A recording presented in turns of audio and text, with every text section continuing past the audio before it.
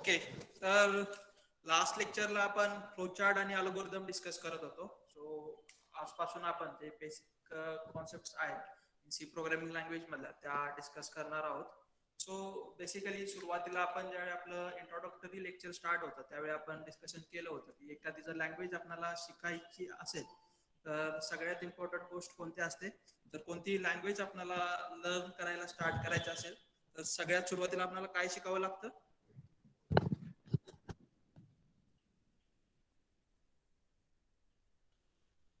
कोणती पण असेल, इंग्लिश असेल किंवा मराठी लँग्वेज असेल, जर ती आपल्याला शिकायची असेल तर सगळ्यात सुरुवातीला आपल्याला काय शिकावं लेटर. लागतं? लेटर शिकावे लागतात. राईट. सो बेसिकली आज आपण सी लँग्वेज मध्ये कोणते कोणते लेटर्स यूज केले जातात, म्हणजे एखाद्या लँग्वेज मध्ये जसे लेटर्स असतात तसे सी लँग्वेज मध्ये डिफरंट टाइपचे आपण अल्फाबेट्स म्हणू ते यूज केले जातात. तर बेसिकली ते बघणार आहोत. तर सुरुवातीला म्हणजे सी लँग्वेज मध्ये कोणते कोणते लेटर्स म्हणजे बेसिकली कॅरेक्टर सेट यूज केले जातात ते आपण बघणार आहोत. सो सी लँग्वेज मध्ये एक बेसिकली सुरुवातीला एक म्हणजे जे आपले इंग्लिशचे अल्फाबेट्स आहेत ते यूज केले जातात. सो अल्फाबेट्स बोथ लोअर केस आणि अप्पर केस हे आहेत ते यूज केले जातात सी लँग्वेज मध्ये. तो ए टू झेड आणि हे जे आहे ते अप्पर केस मध्ये झाले आणि स्मॉल जर लिहिले आपण तर ए टू झेड हे यूज केले जातात बेसिकली. त्यानंतर सेकंडली डिजिट्स आहेत ते यूज केले जातात. डिजिट 0 to 9 हे जे डिजिट्स आहेत ते यूज केले जातात. त्यानंतर special characters. So special characters जे आहेत ते यूज केले जातात. स्पेशल कॅरेक्टर्स मध्ये बेसिकली डिफरंट कॅरेक्टर्स असतात जे तुमच्या लॅपटॉप स्क्रीनवरती किंवा तुम्ही बऱ्याच वेळा तुमच्या कॉम्प्युटरच्या स्क्रीनवरती ऑब्झर्व केले असतील. त्यापैकी मी तुम्हाला थोडेसे आहेत ते सांगतो. म्हणजे कॉमा, मायनस, प्लस या जर गोष्टी तुम्हाला माहित असतील, डिव्हिजन साठी जे आपण वापरतो black slash, multiplication, @ sign, dollar sign, @ sign basically अशा प्रकारे दाखवलं जातं. डॉलर साइन असेल, त्यानंतर अंडरस्कोर सिम्बॉल असेल, त्यानंतर प्लस, मायनस. तर बेसिकली हे अंडरस्कोर आणि मायनस मध्ये काय डिफरन्स असतो? बेसिकली अशा प्रकारे आपण मायनस किंवा डॅश आहे ते दाखवतो आणि जे अंडरस्कोर आहे ते अशा प्रकारे थोडंसं खाली असतं. म्हणजे ए मायनस बी आपण अशा प्रकारे लिहू शकतो. तर ए अंडरस्कोर बी हे अशा प्रकारे लिहिलं जातं. म्हणजे ती जी पोझिशन असते त्याची त्याच्यामध्ये फक्त डिफरन्स असतो. सो बेसिकली हे सारे कॅरेक्टर्स आहेत ते यूज केले जातात सी प्रोग्रामिंग लँग्वेज मध्ये. आणि या कॅरेक्टर सेटचा यूज करून आपण बेसिकली जे डिफरंट व्हेरिएबलचे नेम असतील किंवा फंक्शनचे नेम असेल किंवा अरे वगैरे जे ऑब्जेक्ट्स आपण म्हणतो सी प्रोग्रामिंग मधले, बेसिकली ते डिफाइन करण्यासाठी हे कॅरेक्टर सेट यूज करून एक नेम त्यांच्यासाठी डिफाइन करू शकतो. तो बेसिकली त्यानंतर आपण कीवर्ड्स म्हणजे काय बघणार आहोत.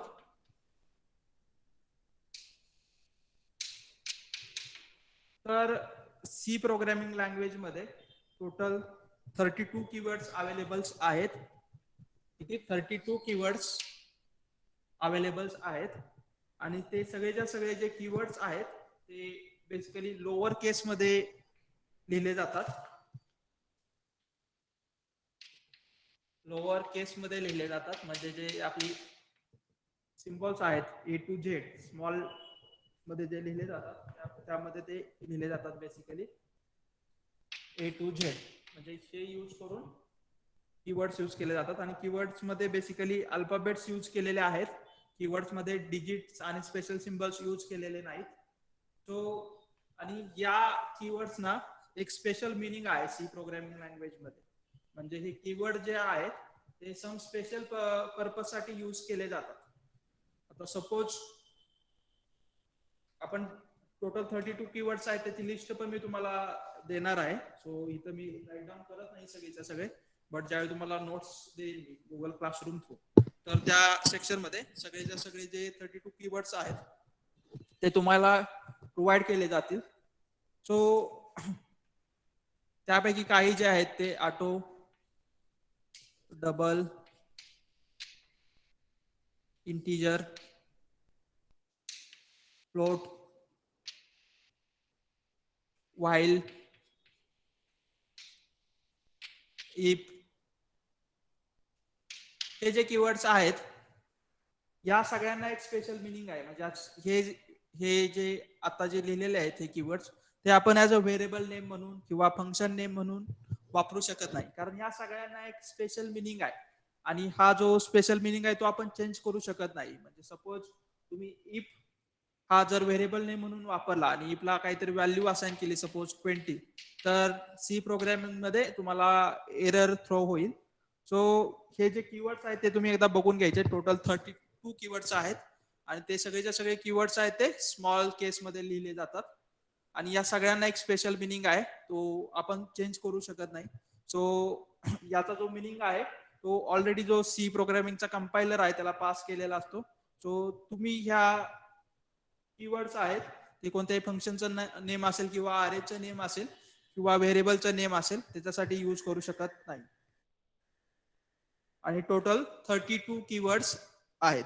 तर कीवर्ड्स बद्दल ह्या गोष्टी तुम्ही लक्षात ठेवा. त्यानंतर मी तुम्हाला 32 कीवर्डची जी लिस्ट आहे ती पण मी तुम्हाला देतो. तर त्यामध्ये हे काही आहे ते थोडेसे जे एक्झाम्पल्स आहेत ते मी तर लिहिलेले आहेत. Out of 32 keywords some keywords मी तर राईट केलेले आहेत.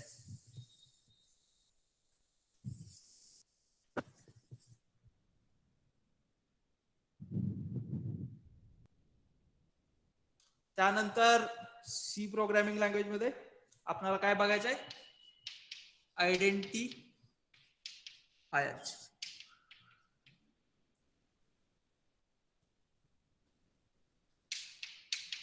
तर बेसिकली आयडेंटिफायर्स म्हणजे काय असतात, तर जे आपले फंक्शन्स असतील, व्हेरिएबल्स असतील किंवा अरे असेल, अरे पॉइंटर या ज्या कॉन्सेप्ट आहेत त्या आपण नेक्स्ट सेमिस्टर मध्ये शिकणार आहोत. But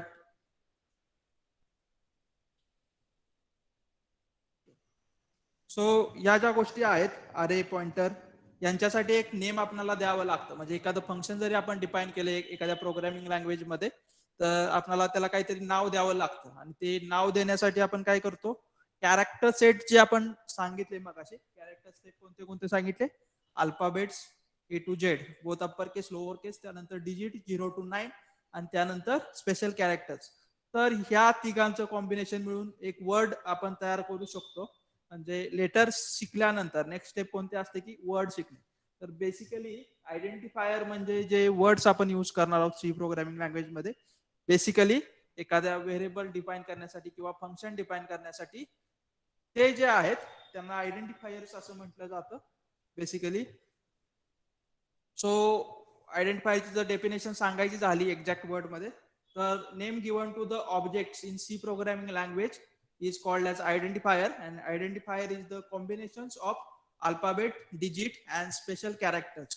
But while creating the identifiers there are some rules. So you can't use all the special characters as the variable name or the identifier. So there are only few special characters or the special symbols allowed in the identifiers.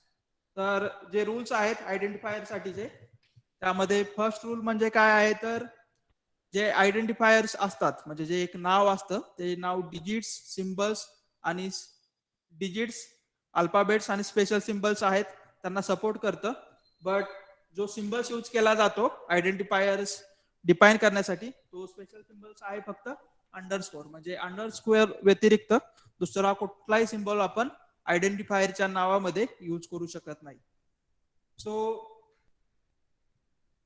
त्याच्या व्यतिरिक्त आपण digit use करू शकतो 0 to 9 आणि alphabets use करू शकतो both upper case as well as the lower केस.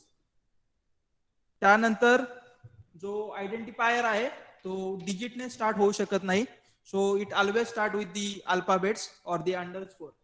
म्हणजे जो दुसरा रूल आहे तो काय आहे की जे आयडेंटिफायर असेल तो डिजिटने स्टार्ट होणार नाही, तर तो स्टार्ट यापैकी अप्पर केस किंवा लोअर केस अल्फाबेटने होईल किंवा अंडरस्कोरने होईल. ओके, म्हणजे तुम्ही अशा प्रकारे डिफाईन करू शकता. As, this is the valid identifier. Also variable, this is the valid one, but we can't give the identifier name as this, that is to age. This is the not valid identifier because here this is start with the 2 and the identifier is does not start with the digit.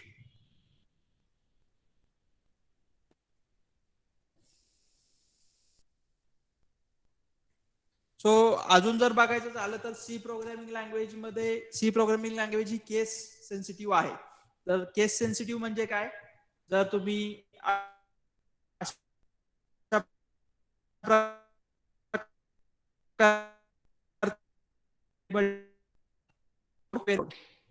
तर या दोन different जे variables आहेत, म्हणजे हे दोन different variable म्हणून treat केले जातात. सो केस सेन्सिटिव्ह म्हणजे काय, बोथ लोअर केस आणि अप्पर केस जे लेटर्स आहेत त्यांना डिफरंट मिनिंग असतो. म्हणजे जे ए जे आहे this is not equal to this small A, म्हणजे केस सेन्सिटिव्ह लँग्वेज मध्ये असं असतं. सो ज्यावेळी आपण म्हणतो एखादी लँग्वेज केस सेन्सिटिव्ह नाही, त्यावेळी काय होतं, तर ह्या दोघांना एक्झॅक्ट इक्वल मिनिंग असतो. So C programming language is the case sensitive. So both variable name किंवा जे काय असतील, जे आपण अप्पर केस किंवा लोअर केस मध्ये डिफाईन केलेले असतील, त्या सगळ्यांना डिफरंट डिफरंट मिनिंग असेल.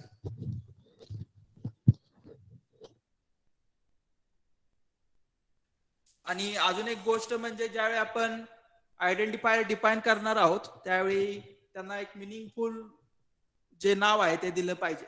म्हणजे सपोज तुम्हाला ऍडिशन करण्यासाठी फंक्शन लिहायचं आहे, तर तुम्ही अशा प्रकारे म्हणजे ऍड किंवा सम अशा प्रकारे ते नाव देऊ शकता.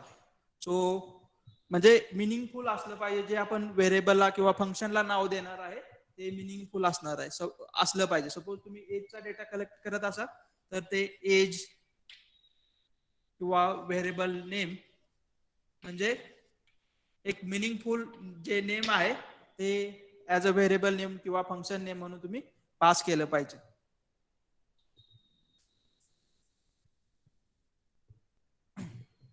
आता जर मी एक व्हेरिएबलचं नाव लिहिलं इथं, सपोज एरिया हा एक व्हेरिएबल मी डिफाईन केला किंवा आयडेंटिफायर डिफाईन केला, तर हे व्हॅलिड आयडेंटिफायर आहे का?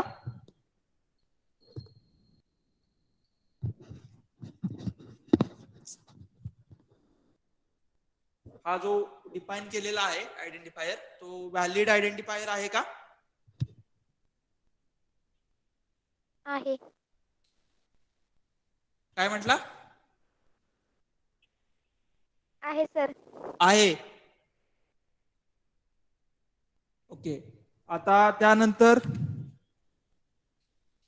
x23y अशा प्रकारे मी एक आयडेंटिफायर डिफाईन केला, हा व्हॅलिड आहे? आहे.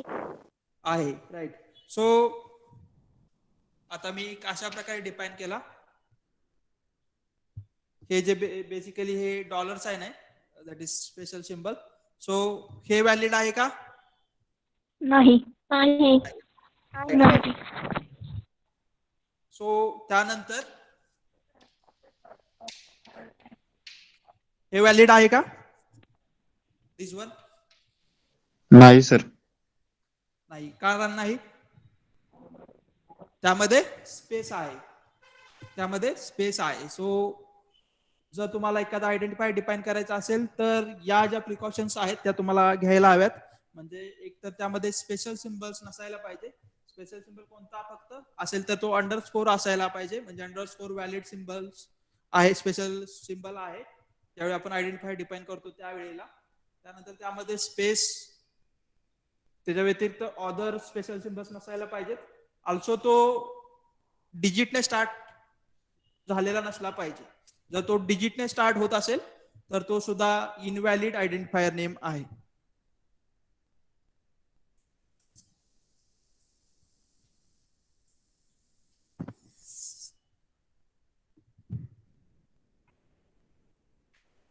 त्यानंतर आपण डेटा टाइप्स बघणार आहोत.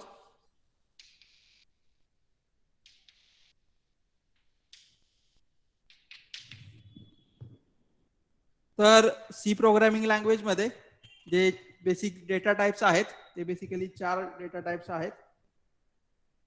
त्यामध्ये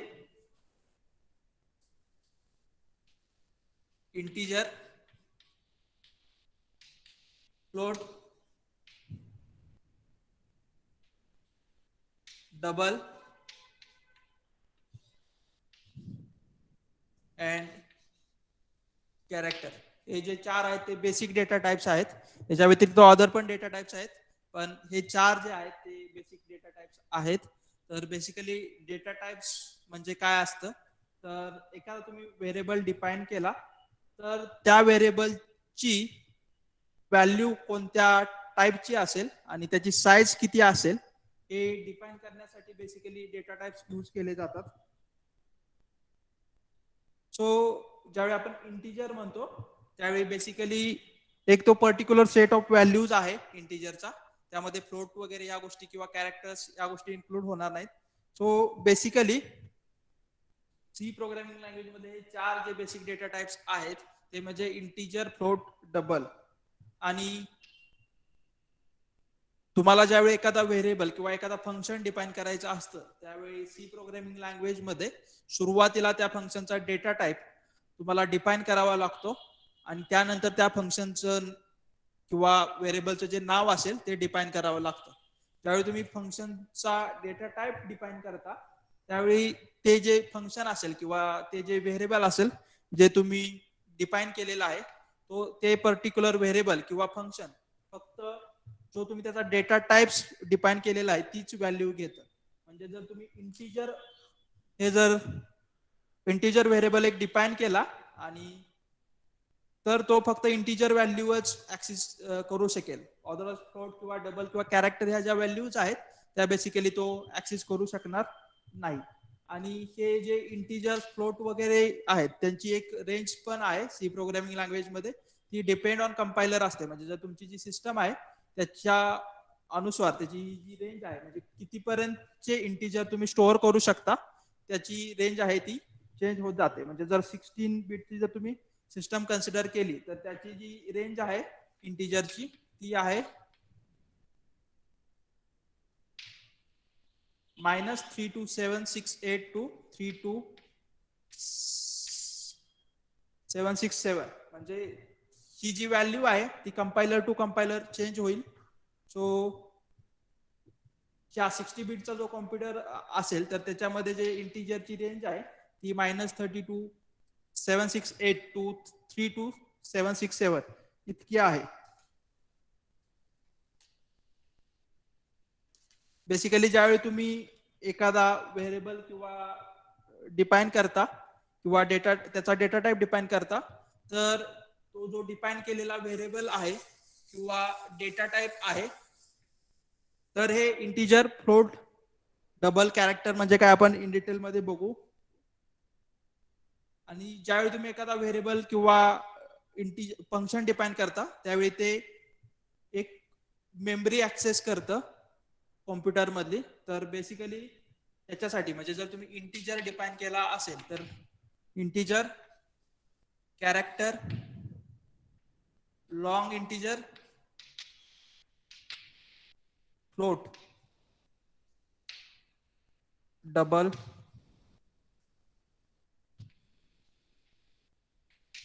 लॉंग फ्लोट. तर बेसिकली काय आहे की इंटिजर, कॅरेक्टर हे जे मेन आहेत, मेन डेटा टाइप्स आहेत त्याच्या व्यतिरिक्त म्हणजे long integer, short integer, sign integer आणि अनसाइन्ड इंटिजर म्हणजे असे पण त्याचे टाइप पडतात त्याच्यामध्ये. साइन आणि अनसाइन्ड इंटिजर मध्ये जर आपण एखादा इंटिजर डिफाईन केला आणि त्याला जर साइन दिलं नसेल तर फक्त साइन जर त्याला दिलं असेल पॉझिटिव्ह किंवा मायनस तर त्याला साइन इंटिजर म्हणतात. आणि जर त्यांना साइन जर आपण दिलं नसेल तर अनसाइन्ड इंटिजर असं म्हणतात. तर बेसिकली ज्यावेळी तुम्ही एखादा व्हेरिएबल डिफाईन करता आणि त्याचा डेटा टाईप त्याला देता, त्यावेळी कॉम्प्युटरमध्ये जी मेमरी आहे, थोडीशी जी मेमरी आहे ती जे इंटिजर किंवा जे व्हेरिएबल तुम्ही डिफाईन केलेले आहेत ते व्हेरिएबल बेसिकली ती मेमरी आहे ती यूज करत असतात. तर इंटिजर साठी म्हणजे एखादा व्हेरिएबल तुम्ही इंटिजर म्हणून डिफाईन केला किंवा फंक्शन इंटिजर म्हणून डिफाईन केलं तर त्याची जी मेमरी असते ती 8 बीट इतकी आहे आणि 1 बाईट म्हणजे 8 बीट असतात. आता तुम्ही जर म्हणजे तुम्हाला ह्या गोष्टी माहित असतील मेमरी वगैरे, कारण तुमच्या सगळ्यांच्याकडे स्मार्टफोन आहे, त्या सगळ्या स्मार्टफोनची जी मेमरी आहे ती डिफरंट असते. म्हणजे कोणाची 32 GB असेल, 64 किंवा 16 GB असेल. तर हे सुरुवातीला सगळ्यात जे स्मॉलेस्ट युनिट आहे मेमरीचं ते बीट आहे. त्यानंतर 8 बीटचा म्हणून 1 बाईट तयार होतो. 1 बाईटचा त्यानंतर 1024 बाईटचा 1 KB तयार होतो आणि तसंच 1024 KBचा 1 MB तयार होतो आणि परत म्हणजे 1024 MBचा 1 GB तयार होतो. तर सगळ्यात जे स्मॉलेस्ट युनिट आहे ते 1 बाईट हे आहे. आणि ज्यावेळी तुम्ही एक व्हेरिएबल डिफाईन करता ऍज अ इंटिजर म्हणून, त्यासाठी जी मेमरी लागते ती आहे 8 बीट किंवा 1 बाईट. त्यानंतर कॅरेक्टर साठी इंटिजर साठी जी मेमरी लागते ते 16 बीट टू 32 बीट म्हणजे 2 बाईट ते 4 बाईट.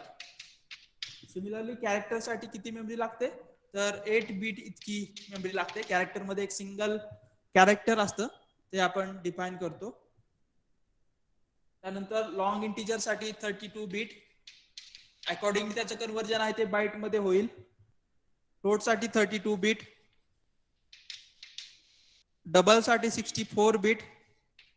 बेसिकली फ्लोट आणि डबल मध्ये इतका डिफरन्स नाही, फक्त त्याची जी लार्जर साईजचा आपण फ्लोट डिफाईन करतो त्याला आपण डबल असं म्हणतो. आणि लॉंग डबल जे आहे त्याची जी मेमरी लागते ते 80 बीट इतकी आहे. सो याचं कन्वर्जन आहे ते अकॉर्डिंगली होईल. 1 बाईट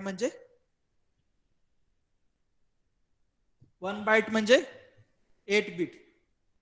ओके. आणि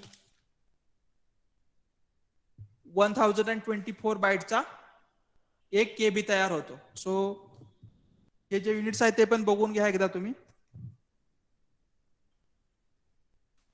तर ज्यावेळी आपण एखादा व्हेरिएबल वगैरे डिफाईन करायचा असतो आपल्याला किंवा एखादा फंक्शन डिफाईन करायचं असतं सी प्रोग्रामिंग लँग्वेज मध्ये, तर त्यावेळी त्याचा डेटा टाईप आहे तो डिफाईन करावा लागतो. आणि डेटा टाईप बेसिकली कशासाठी डिफाईन करतात की जो आपण व्हेरिएबल डिफाईन केलेला आहे त्याचा डेटा टाईप कोणता असेल आणि त्याची साईज किती असेल याच्यासाठी बेसिकली डेटा टाईप आहे तो यूज करतात. त्यानंतर आपण व्हेरिएबल म्हणजे काय बघणार आहोत. सो बेसिकली व्हेरिएबल म्हणजे काय हे तुम्ही शिकला असाल.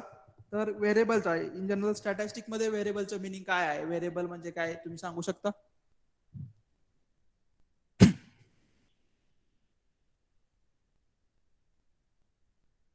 त्यावेळी तुम्ही रॅन्डम व्हेरिएबल वगैरे असं म्हणता, त्यावेळी व्हेरिएबलचं मिनिंग काय असतं.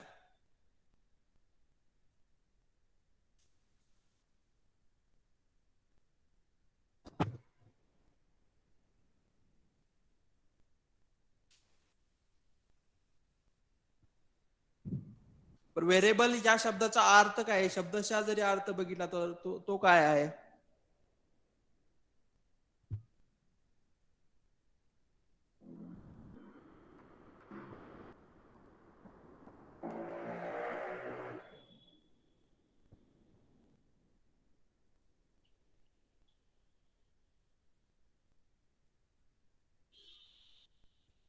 तर व्हेरिएबल म्हणजे अशी क्वांटिटी असते की तिची व्हॅल्यू चेंज होत असते, ते म्हणजे व्हेरिएबल आहे. तर बेसिकली ज्यावेळी तुम्ही एखादी गोष्ट डिफाईन करता सी प्रोग्रामिंग लँग्वेज मध्ये, तर जर एखादी गोष्ट तुम्ही डिफाईन केली तर बेसिकली जशा ह्युमनच्या मेमरी सेल्स असतात तशा प्रकारे कॉम्प्युटरची मेमरी सेल असते. आता सपोज 3 ही व्हॅल्यू तुम्ही डिफाईन केली सी प्रोग्रामिंग लँग्वेज मध्ये, तर ही 3 ही व्हॅल्यू आहे ती कुठेतरी जाऊन कुठल्या तरी सेलमध्ये जाऊन कॉम्प्युटरच्या मेमरी सेलमध्ये जाऊन पडलेली असते किंवा फॉल होते थोडक्यात. तर बेसिकली ज्यावेळी तुम्ही ही जी व्हॅल्यू डिफाईन केलेली आहे इथं 3 व्हॅल्यू, तिला कोणतं लोकेशन वगैरे दिलेलं नाही. सो नेक्स्ट टाइम जर तुम्हाला ही व्हॅल्यू ऍक्सेस करायची असेल तर तुम्ही ती करू शकत नाही. बिकॉज का, तर या ज्या सेलचा ऍड्रेस आहे तो आपल्याला माहित नसतो बेसिकली.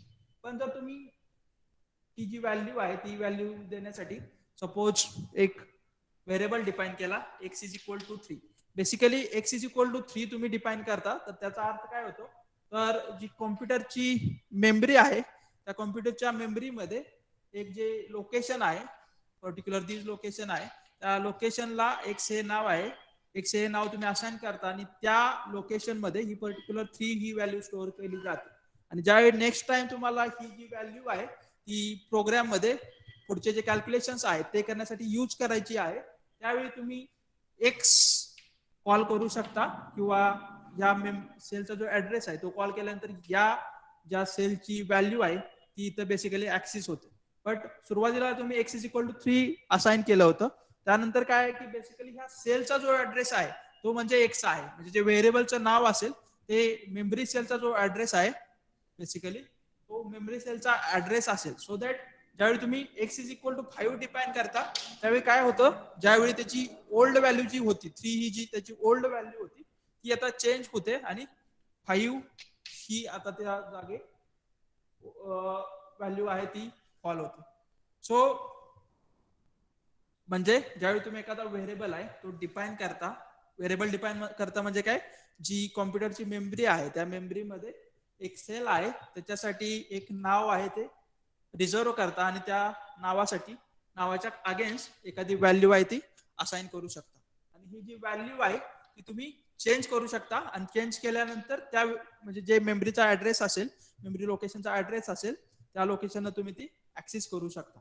सो दॅट म्हणजे ही जी क्वांटिटी असते जी त्याची व्हॅल्यू चेंज होते पर्टिक्युलरली ज्यावेळी प्रोग्राम एक्झिक्युशन होत असतं त्यावेळी ती चेंज होत असते.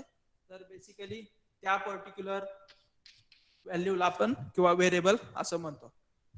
सो सी प्रोग्रामिंग लँग्वेज मध्ये जर एखादा व्हेरिएबल आपल्याला यूज करायचा असेल तर तो व्हेरिएबल सुरुवातीला डिफाईन करावा लागतो. तर बेसिकली जो व्हेरिएबल डिफाईन साठीचा जो सिंटॅक्स आहे तो अशा प्रकारे आहे. डेटा टाईप सुरुवातीला आणि त्यानंतर काय असणार आहे, व्हेरिएबल नेम.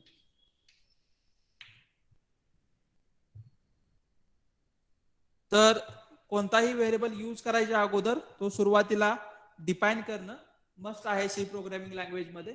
सो जर एक्झाम्पल द्यायचं झालं तर इंटीजर एक्स. तर बेसिकली हा इंटीजर आहे तो डेटा टाइप आहे एक्स या व्हेरिएबलचा. म्हणजे अशा प्रकारे जर मेमरी सेल असेल कॉम्प्युटरची तर हा जो एक्स व्हेरिएबल असणार आहे, सपोज हा कुठला तर रँडमली असेल ही मेमरी सेल जर आपण कन्सिडर केली एक्स, तर याच्यामध्ये जी व्हॅल्यू असणार आहे ती बेसिकली इंटीजर असणार. आणि जर तुम्ही फ्लोट म्हणून हा व्हेरिएबल डिफाईन केला तर इथं जी व्हॅल्यू फॉल होते ती म्हणजे फ्लोट असणार आहे. इंटीजर फ्लोट हे कसे कन्स्ट्रक्ट करायचे हे पण आता आपण बघू. सो व्हेरिएबल डिफाईन करण्यासाठीचा जो सिंटॅक्स आहे तो सिंपल आहे, डेटा टाइप त्यानंतर व्हेरिएबल नेम.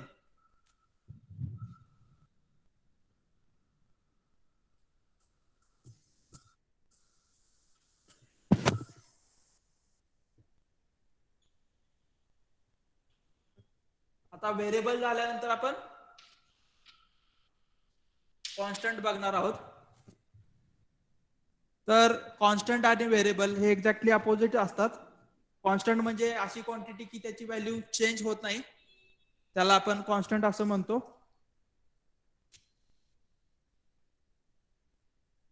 आणि जो कॉन्स्टंट असतो तो म्हणजे सिंगल नंबर असू शकतो किंवा सिंगल कॅरेक्टर असू शकतं किंवा कॅरेक्टर स्ट्रिंग असू शकते किंवा फ्लोट असू शकतो. सो बेसिकली जे कॉन्स्टंट आहेत त्याचे जे टाईप आहेत ते अशा प्रकारे आहेत. एक म्हणजे इंटिजर असू शकतो तो, दुसरा म्हणजे फ्लोट असू शकतो,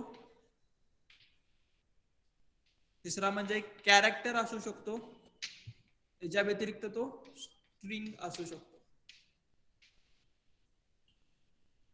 तर इंटिजर कॉन्स्टंट म्हणजे काय? इंटिजर कॉन्स्टंट म्हणजे काय असतं? इंटिजर कॉन्स्टंट म्हणजे बेसिकली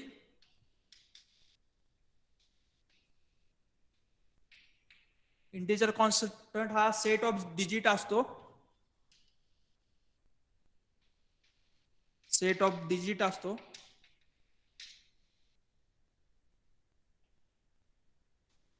इंटिजर कॉन्स्टंट असतो तो फक्त सेट ऑफ डिजिट्स असतो, त्यामध्ये स्पेशल सिम्बल्स वगैरे अलाउड नाहीत, त्या व्यतिरिक्त कॅरेक्टर सुद्धा अलाउड नाहीत.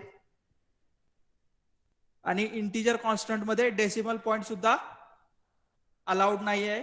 आणि जो इंटिजर कॉन्स्टंट असतो तो एकतर पॉझिटिव्ह असतो किंवा निगेटिव्ह असतो. आणि जर एखादा इंटिजर कॉन्स्टंट असेल आणि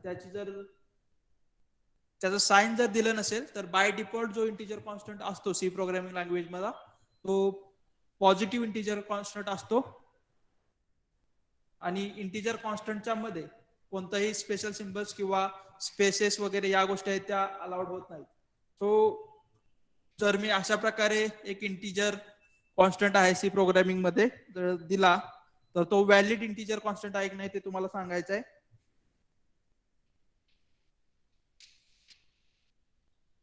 हा व्हॅलिड इंटिजर कॉन्स्टंट असेल का?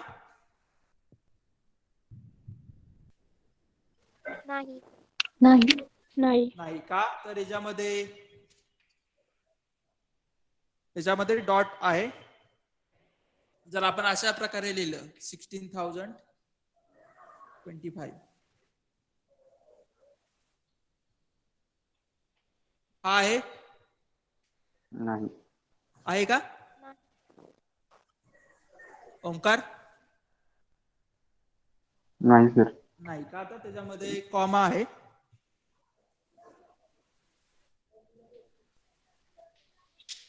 जर अशा प्रकारे आपण डिफाइन केला तर तो आहे. आहे. आहे. आहे. राईट. आणि जर मी अशा प्रकारे लिहिला तर नाही. नाही.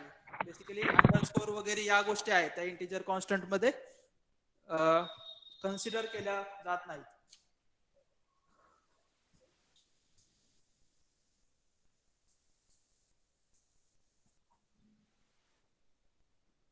त्यानंतर आपण फ्लोट कॉन्स्टंट म्हणजे काय हे बघू. तर float constant also consist of digit. At least एक तर डिजिट असला पाहिजे फ्लोट कॉन्स्टंट मध्ये, ऍटलिस्ट 1 डिजिट. 1 डिजिटच्या व्यतिरिक्त ऍटलिस्ट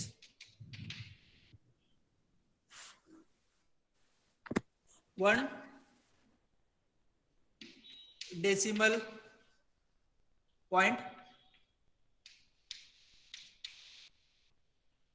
म्हणजे जर तुम्हाला फ्लोट नंबर डिफाइन करायचा असेल सी लँग्वेज मध्ये तर ऍटलिस्ट एक डिजिट असला पाहिजे, त्याच्या व्यतिरिक्त ऍटलिस्ट 1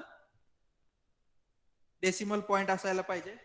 आणि आपण पॉझिटिव्ह किंवा निगेटिव्ह फ्लोट आहे तो डिफाइन करू शकतो. जर त्याला साइन कोणता आपण असाइन केलं नसेल तर तो बाय डिफॉल्ट फ्लोटचं जे साइन असतं ते पॉझिटिव्ह साइन असतं. तो याच्या व्यतिरिक्त जे स्पेशल सिम्बल्स आहेत ते अलाउड नाहीत फ्लोट डिफाइन करताना.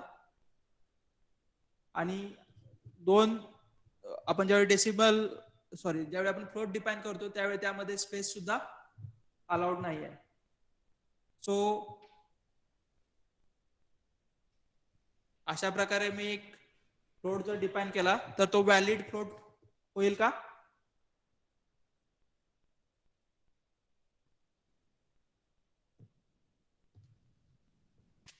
हा होईल का?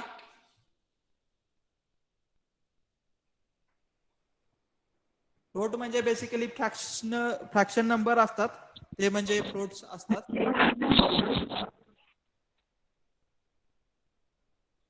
1.0 हा पण व्हॅलिड फ्लोट आहे, हा पण व्हॅलिड फ्लोट आहे.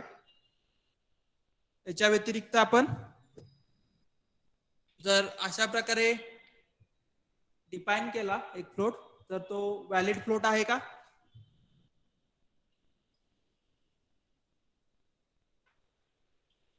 आहे का तो व्हॅलिड फ्लोट? हो. ज्यावेळी आपण फ्लोट क्रिएट करतो त्यावेळी कोणत्याही प्रकारचा स्पेशल सिम्बल्स कन्सिडर केला जात नाही, किंवा स्पेशल सिम्बल्स आहे तो अलाउड नाही फ्लोट मध्ये. आणि हे जे बॅकस्लॅश आहे ते एक स्पेशल सिम्बल्स आहे. तो जरी हा आपण म्हणजे आपल्या ज्यावेळी मॅथमॅटिकल कॅल्क्युलेशन करतो इन जनरल मध्ये, त्यावेळी हा जरी फ्लोट कन्सिडर करत असलो तरी सी प्रोग्रामिंग लँग्वेज मध्ये हा व्हॅलिड फ्लोट नाही. याच्या ऐवजी जर तुम्हाला फ्लोट लिहायचा असेल तर तो 0.33 अशा प्रकारे लिहावा लागतो. So this is the not valid float, this is the valid one. आणि याच्या व्यतिरिक्त हे जे small float, small fractional number असतात आणि लार्ज फ्रॅक्शनल नंबर असतात, ते आपण इन द एक्सपोनेन्शियल फॉर्मॅट मध्ये लिहू शकतो. सो जर तुम्ही बघितलं असेल, एक्सेल वगैरे तुम्ही यूज केला असेल, तुमच्यापैकी बरेच लोक आहेत तो जो एक्सेलचा कोर्स आहे त्यामध्ये असतील. आणि एक्सेल मध्ये बऱ्याच वेळा ज्यावेळी तुम्ही लार्ज क्वांटिटी लिहिता किंवा एकदम स्मॉल नंबर्स लिहिता, त्यावेळी ते काहीतरी एक्सपोनेन्शियल फॉर्मॅट मध्ये तुम्हाला दिसतात ते स्क्रीनवरती. तर बेसिकली जे लार्ज आणि स्मॉल फ्लोट्स आहेत ते आपण एक्सपोनेन्शियल फॉर्मॅट मध्ये लिहू शकतो. तर बेसिकली मी एक अशा प्रकारे फ्लोट जर डिफाईन केला,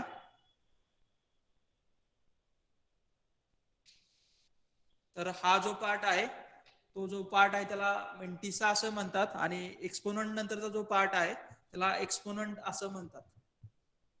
तर बेसिकली जर तुम्हाला एक्सपोनंट फॉर्म मध्ये फ्लोट जर डिफाईन करायचा असेल तर तुम्हाला मेंटिसा ऍज वेल एज एक्सपोनंट पार्ट अशा प्रकारे लिहायला लागेल. आणि जो हा मेंटिसा पार्ट आहे त्याचं जे साइन आहे ते पॉझिटिव्ह किंवा निगेटिव्ह असू शकतं. याच्या व्यतिरिक्त हा जो आहे तो इंटिजर फ्लोटिंग नंबर असतो विथ ऍटलिस्ट 1 डेसिमल पॉईंट. म्हणजे जो मेंटिसा पार्ट आहे तो पॉझिटिव्ह किंवा निगेटिव्ह साइन असतं त्याचं. जर त्याचं साइन नसेल तिथं तर बाय डिफॉल्ट जे साइन आहे मेंटिसा पार्ट साठी किंवा ह्या पूर्ण फ्लोट साठी ते प्लस असेल बाय डिफॉल्ट साइन. जर मायनस असेल तर मग ते मायनस असेल. बट बाय डिफॉल्ट साइन आहे, म्हणजे कोणतं साइन जर दिलं नसेल तर त्या केसमध्ये जे साइन आहे त्याच्यासाठीच ते पॉझिटिव्ह असणार आहे. आणि जो एक्सपोनेन्शियल पार्ट म्हणजे ई जो आहे, ईच्या अगोदरचा जो पार्ट आहे तो म्हणजे मेंटिसा पार्ट म्हणतात या पार्टला. आणि ई नंतरचा जो पार्ट आहे तिला एक्सपोनंट असं म्हणतात. हा बेसिकली जो एक्सपोनंट असतो तो इंटिजर पार्ट असतो, आणि हा इंटिजर आहे त्याला प्लस किंवा मायनस साइन असतं डिपेंडिंग ऑन त्या नंबर वरती आहे. जर मायनस साइन असेल तर बेसिकली हा नंबर असतो तो स्मॉल नंबर असतो, आणि जर प्लस असेल तर हा जो नंबर आहे तो पॉझिटिव्ह 0 पेक्षा म्हणजे मोठा नंबर असतो बेसिकली. आता 4.1E3 म्हणजे अशा प्रकारे आपण लिहू शकतो. आणि जर इथं जर -3 असतं तर तो बेसिकली 0.041 असा झाला. तर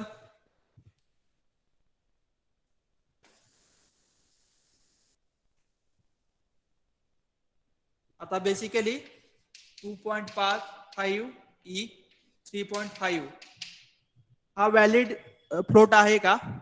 इन द एक्सपोनेन्शियल फॉर्म मध्ये जर मी रिप्रेझेंट केला असेल तर हा जो आहे तो व्हॅलिड फ्लोट आहे का?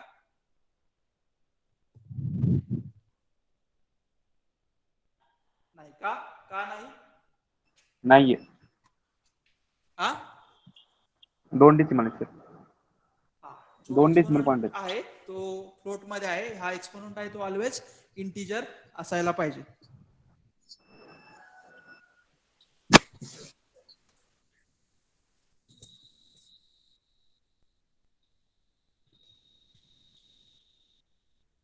त्यानंतर जे कॅरेक्टर कॉन्स्टंट असतात,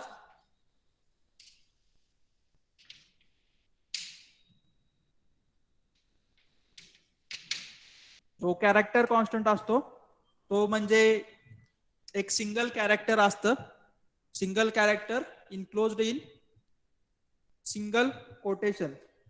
जर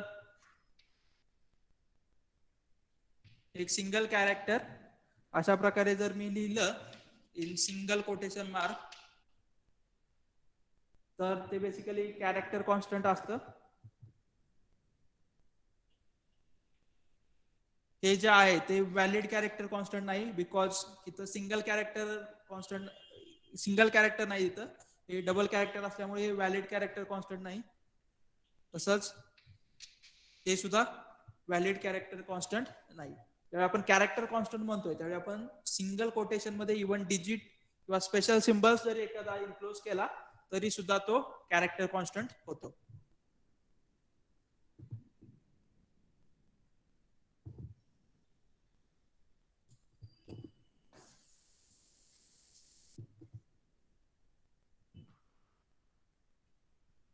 आणि स्ट्रिंग कॉन्स्टंट म्हणजे काय,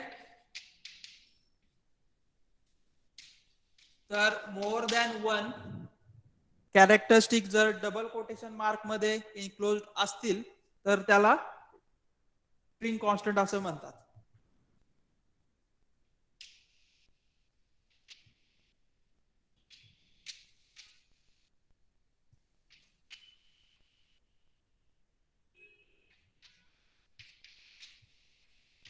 हे सगळे जे आहेत ते valid character valid string constant आहेत. आता आपण मगाशी बघितलं, आपण व्हेरिएबल कसा डिफाइन करायचा हे बघितलं, बट सी प्रोग्रामिंग मध्ये आपल्याला जर कॉन्स्टंट एखादा डिफाइन करायचा झाला तर आपण कशा प्रकारे करू शकतो, तर त्यासाठी दोन ऑप्शन्स आहेत कॉन्स्टंट डिक्लेरेशन साठी. एक तर आपण ज्यावेळी प्रोग्राम स्टार्ट होतो, एकदम प्रोग्राम स्टार्ट होतो त्या ठिकाणी आपण यूज करू शकतो कॉन्स्टंट डिक्लेरेशन साठी. लाईक अशा प्रकारे आपण कॉन्स्टंट डिफाइन करू शकतो.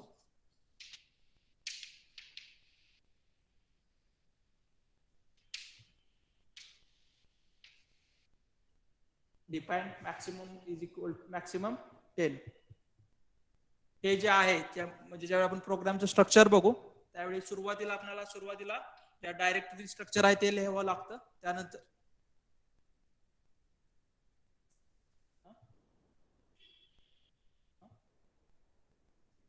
नाही 12-20 मिनिट येते का अजून 5 मिनिटं 12 तुम्ही घ्या परत, तुमचं काय आहे ना लेक्चर.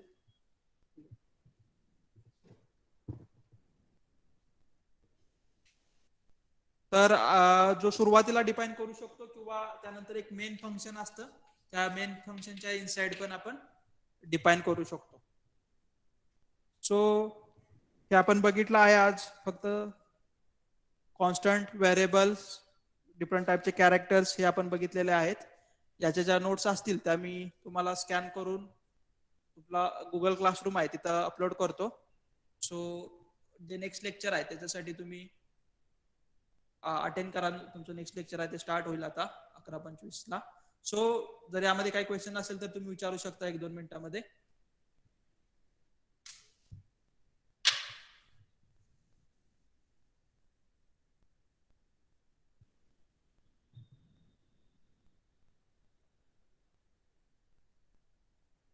जर तुम्हाला काही क्वेश्चन नसेल तर नेक्स्ट लेक्चरसाठी नेक्स्ट लेक्चर तुमचं स्टार्ट होईल 2 ते 5 मिनिटात.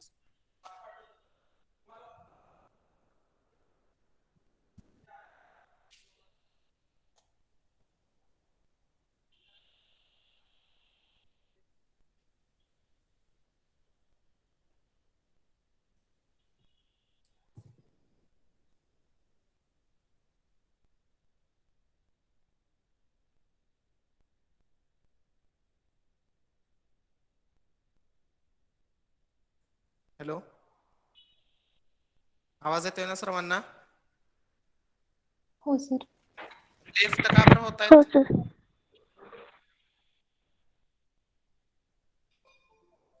हा,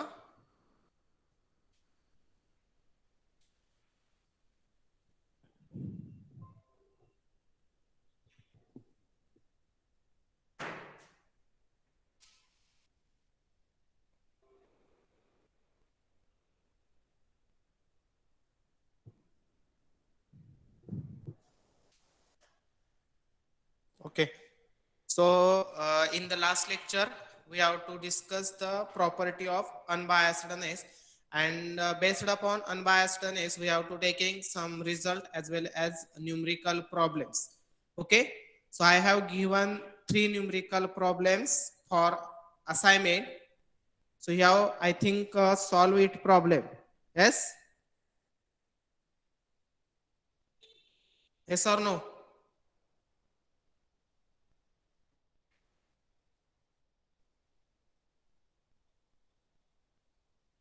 काय विचारतोय मी?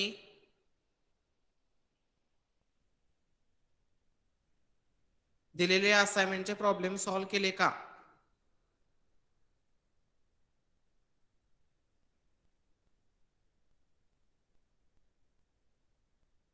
ओमकार,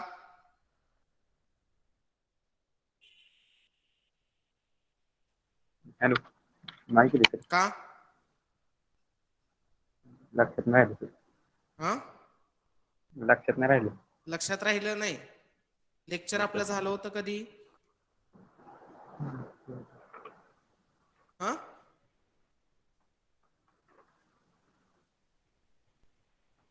आदित्य,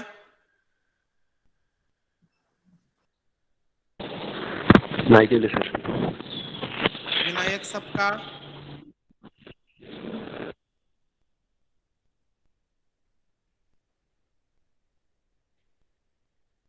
काय विचारतोय मी? होता का प्रेझेंट मागच्या लेक्चरला?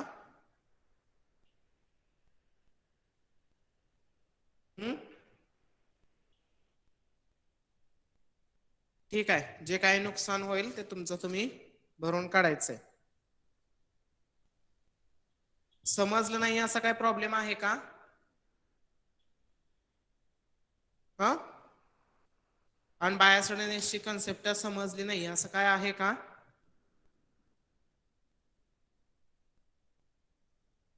बोला की पटकन. हा, ऋतुजा माने बोला. समजले, पण त्या एक्झाम्पलची सुरुवात कशी करायची तेच कळणार. सुरुवात म्हणजे काय? आता सपोज एक एक्झाम्पल, बरं ठीक आहे, त्यातलं मी एक एक्झाम्पल सॉल्व करून देतो. कोणता दिलेला होता? Let x1 x2 xn is a random sample from exponential distribution with mean theta, then show that x bar n is an unbiased estimator for theta. Okay, second example कुठलं दिलेलं होतं?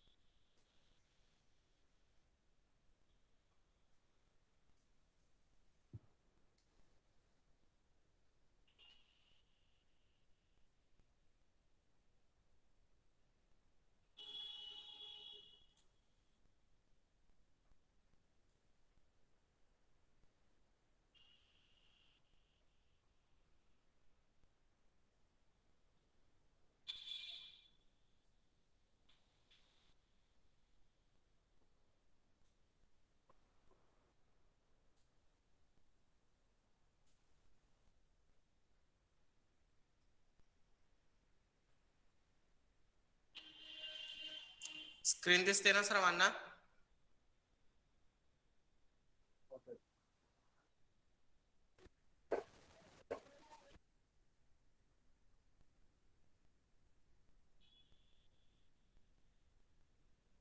कुठलं होतं example? Exponential distribution with mean theta show that x bar n is unbiased estimator for theta. Second example, for Poisson distribution with parameter theta show that x bar n is unbiased estimator whereas e raised to minus x bar n is not unbiased estimator for e raised to minus theta.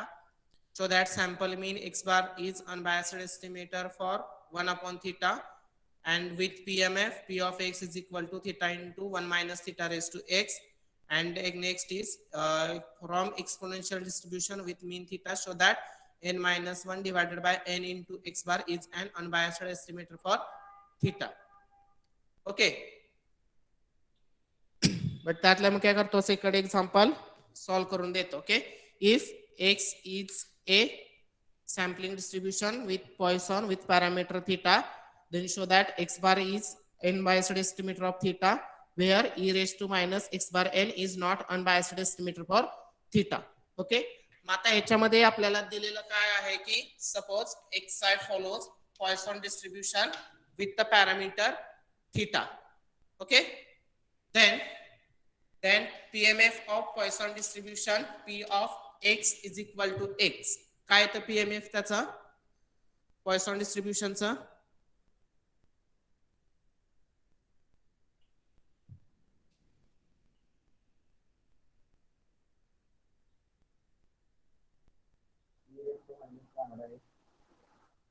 सांगा. e raised to minus lambda x. if x follows Poisson distribution with parameter theta, Theta. then e raised to minus theta. Theta raised to x upon x square. Okay, p of x is equal to e raised to minus theta raised to x divided by x factorial for x is greater than or equal to 0 and theta is strictly greater than 0. Okay, आता त्याच्यासाठीचा मीन काय असणार आहे? therefore expected value of x is equal to variance of x is equal to theta. बरोबर आहे? मग आपल्याला prove काय करायचं आहे की x bar n is unbiased estimator for theta. Okay, म्हणजेच काय थोडक्यात शो करायचंय तर to show expected value of x bar n is equal to theta. बरोबर आहे? So here what is the formula for x bar n? X bar n is equal to 1 upon n divided by into summation xi. Okay, so taking expectation on both the side.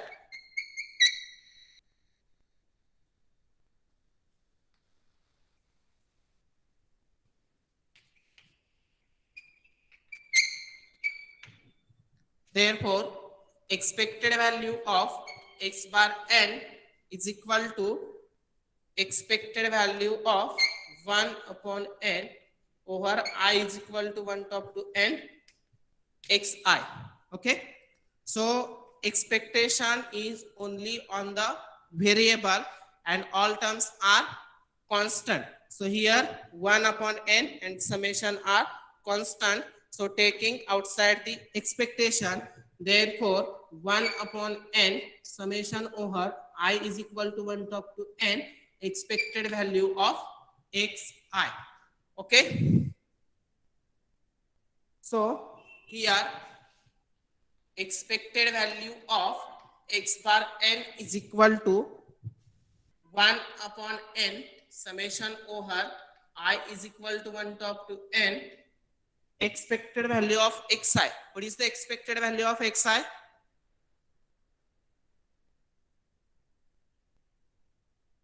Expected value of xi काय येईल?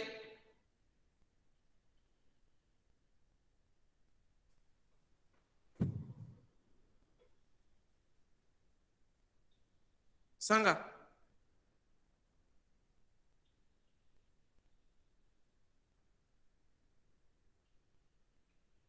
काय दिलेलं आहे आपल्याला x follows Poisson distribution इथे घेतलेलं आहे ना expected value of x is equal to variance of x is equal to theta therefore expected value of xi is equal to theta here theta is constant suppose if we apply the summation over this theta then we have to get 1 upon n into n theta therefore n gets cancelled it's become theta therefore expected value of x bar n is equal to theta therefore x bar n is an unbiased estimator for theta okay म्हणजे पहिला result आपण काय केलेला आहे prove केलेला आहे बरोबर आहे सर्वांना एक सूचना सांगतोय परत व्हिडिओ कॅमेरे सर्वांनी ऑन करा फास्टली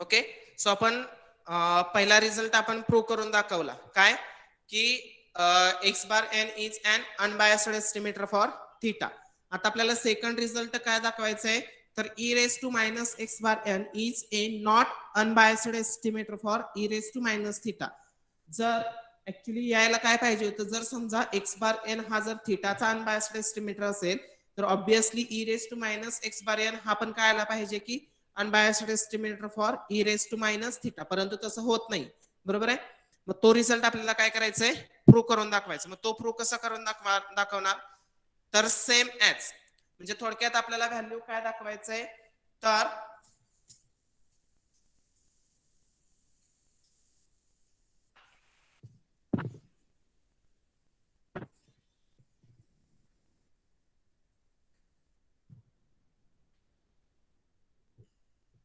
म्हणजे आपल्याला टू शो दॅट काय करायचंय expected value of E raise to minus x bar N is not equal to theta बरोबर आहे म्हणजे e raise to minus sorry is not equal to E raise to minus theta बरोबर आहे कारण की आपल्याला काय दाखवायचंय की e raised to minus x bar n is an not unbiased estimator for e raised to minus theta that is expected value of e raised to minus x bar n is not equal to e raised to minus theta okay मग ते prove कसं करणार आपण काय घेतलेलं होतं की ज्यावेळेस x bar n is an unbiased estimator for theta होता त्यावेळेस आपण कन्सिडर काय केलेलं होतं की x bar चा फॉर्म्युला आपण कन्सिडर केलेला होता आणि त्याच्यामध्ये काय केलं होतं त्याचं एक्सपेक्टेशन घेतलेलं होतं ओके मग आता जर समजा आपण तसं केलं so consider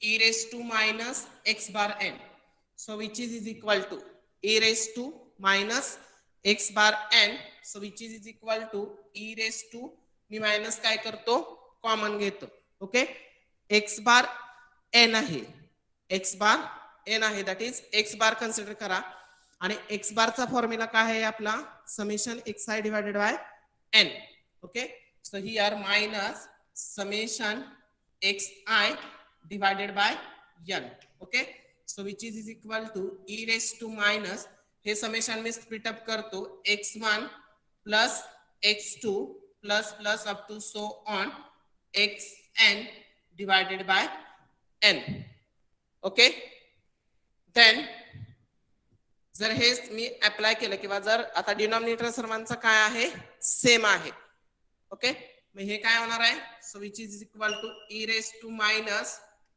x1 divided by n plus x2 divided by n plus plus up to so on xn divided by n okay so which is equal to आता ज्यावेळेस e raise to minus x1 plus x2 plus up to xn असेल त्यावेळेस एक्सपोनंटचं काय होतं exponent मध्ये जर addition असेल तर त्या टोटल एक्सपोनंट टर्मचं काय होतं, मल्टिप्लिकेशन होतं. बरोबर आहे. म्हणजेच ही टर्म मी कशी लिहू शकतो, so which is equal to E raise to minus x1 divided by n into E raise to minus x2 divided by n into E raise to minus xn divided by n. Okay, so this is considered as 1. This is considered as term 1. So here आता काय करायचंय, at least आपल्याला दाखवायचंय काय, तर expected value of E raise to minus x bar N is not equal to E raise to minus theta. Okay, मी काय करतो, यातली एक लास्ट टर्म मी काय करतो, कन्सिडर करतो. Okay, so here e raise to minus x n divided by n, e raise to minus x n divided by n. आता ही टर्म कन्सिडर करत असताना ह्या टर्मचं काय करतो मी, एक्सपेक्टेशन घेतो. So expected value of E raise to minus x n divided by n. आता ह्याचं एक्सपेक्टेड व्हॅल्यू ऑफ एक्स, म्हणजे ज्यावेळेस आपल्याकडे एक्सपेक्टेड व्हॅल्यू ऑफ एक्स असेल त्यावेळेस आपण ती काय करतो, एक्सपेक्टेशन कसं लिहितो आपण,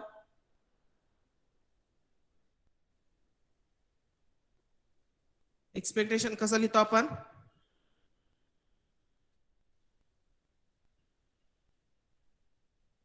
x into summation of x into p of x. बरोबर ना, summation of x into p of x. So here summation over x is equal to 0 to infinity e raise to minus x n divided by n into p of x is equal to x. Okay, then so which is equal to summation over x is equal to 0 to infinity e raised to minus xn divided by n. Then and what is the value of p of x? Here x is follows Poisson distribution with parameter theta. Then the value of p of x is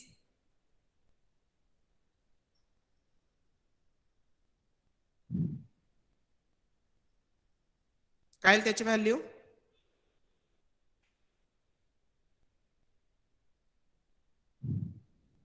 e raised to minus theta, theta raised to x divided by x factorial. Okay, so here substitute the value of that. So e raised to minus theta into theta raised to x divided by x factorial. Okay, आता याच्यामध्ये over दी summation काय आहे तुमची, over दी summation x आहे. बरोबर आहे. So आता ह्या टर्म मध्ये काय करतो मी, E raise to minus theta outside the summation घेतो. So which is equal to E raise to minus theta summation over x is equal to 0 to infinity. आता ही टर्म, ह्या टर्मची पॉवर आणि थीटाची पॉवर काय आहे तुमची, सेम आहे, एक्स आहे. बरोबर आहे. E raise to minus x divided by n into E raise to theta raise to x. Okay, so e raise to minus 1 upon n into theta bracket raise to x divided by x factorial. थोडक्यात x n हा single x consider करा. ओके, x n हा जो आहे तो single x consider करा. Therefore हा जर एक्स आपण ह्याच्यावरती अप्लाय केला तर ते काय होणार आहे, e raise to minus x divided by n into theta raise to x. Okay, दोन्हींचा जे डिनॉमिनेटर आहे किंवा हा जो सबस्क्रिप्ट आहे तो काय आहे, सेम आहे. ओके, आणि पॉवर त्याची पण सेम आहे. सॉरी, हा डिनॉमिनेटर डिफरंट आहे आणि पॉवर त्याची सेम असल्यामुळे आपण काय करू शकतो, त्याला त्याची power same as it is वरती लिहू शकतो. ओके, लक्षात आली का ही टर्म कशी लिहिली ती, काय केलं, फक्त दोन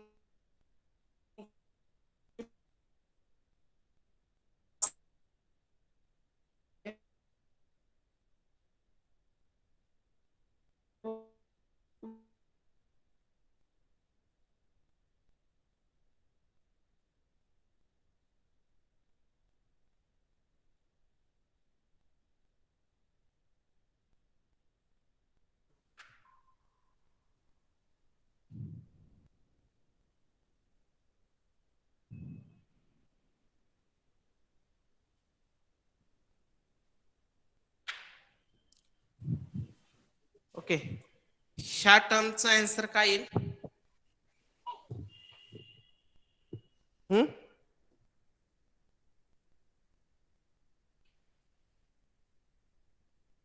काय येईल त्या टर्मचा आन्सर?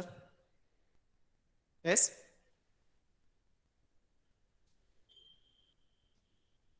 सेरीज माहिती आहेत तुम्हाला? सेरीजचं एक्सपान्शन, सेरीजचं एक्सपान्शन माहित आहे का?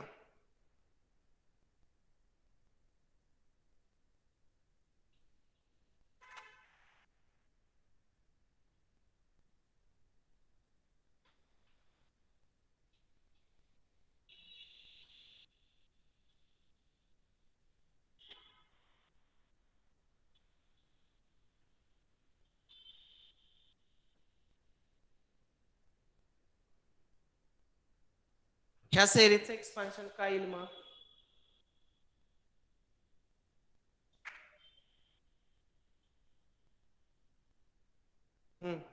कोण सांगू शकेल? e raised to minus 1 upon n. कोण आहे?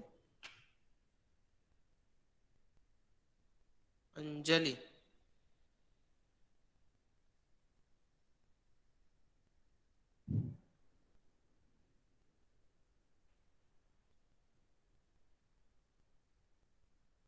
अक्षदा शिंदे आहेत का प्रेझेंट?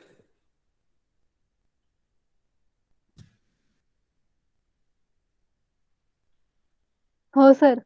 काय येईल त्याचं एक्सपान्शन? कशाची सेरीज आहे ती? जर समजा आपण ही जर सेरीज आपण सिम्प्लिफाय करायची झाली तर आपला एक्स ओव्हर काय आहे 0 to इन्फिनिटी. म्हणजे जर समजा आपण इथं सबस्टिट्यूट केलं तर ही काय येणार आहे? पहिली टर्म काय येणार आहे आपली? तर सो मी डायरेक्ट एक्सपान्शन लिहितो. पॉवर त्याची काय येणार आहे? एनी पॉवर काय असते तुमची? 1 असते. 0 फॅक्टोरियल किती असतो? 1 असतो. Okay, so 1 plus if we substitute x is equal to 1 then ती टर्म काय येणार आहे तुमची? e raised to minus 1 upon n into theta plus e raised to minus 1 divided by n into theta bracket square divided by 2 factorial. If we substitute x is equal to 3 then e raised to minus 1 upon n into theta cube divided by 3 factorial. Okay, plus and so on. मग ही series कशाची आहे? Exponential आहे का? Yes, exponential ची series आहे का? कशाची? एक्सपोनेन्शियलची.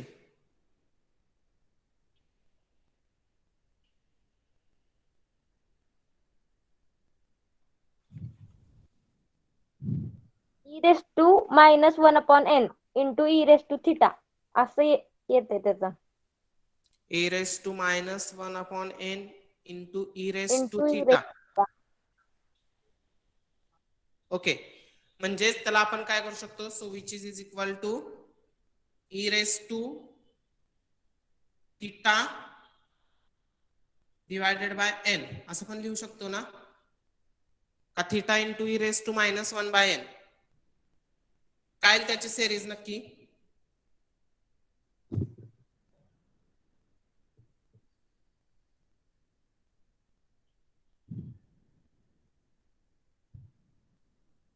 Okay, so here we have to get e raised to theta into e raised to minus 1 upon n. Okay, जे थोडक्यात ही सेरीज काय आहे तुमची? 1 plus x square divided by 2 factorial plus x cube divided by 3 factorial plus up to so on. म्हणजे ही series तुमची कशाची आहे? e raised to x ची. Therefore e raised to x is equal to 1 plus x square divided by 2 factorial plus x cube divided by 3 factorial plus and so on. Therefore x term is nothing but e raised to minus 1 by n into theta. Okay, understand? So here we can replace this summation over this series e raised to x, and here e raised to x is theta into e raised to minus 1 by n.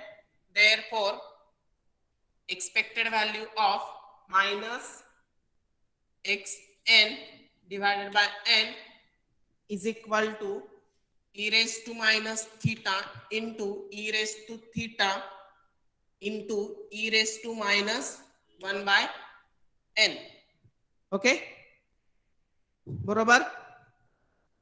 Series काय आली आपली e raised to theta into e raised to minus 1 by n.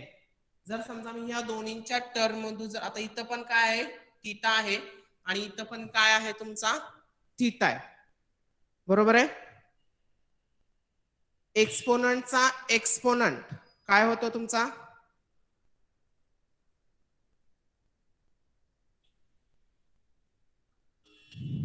एक्सपोनंटचा exponent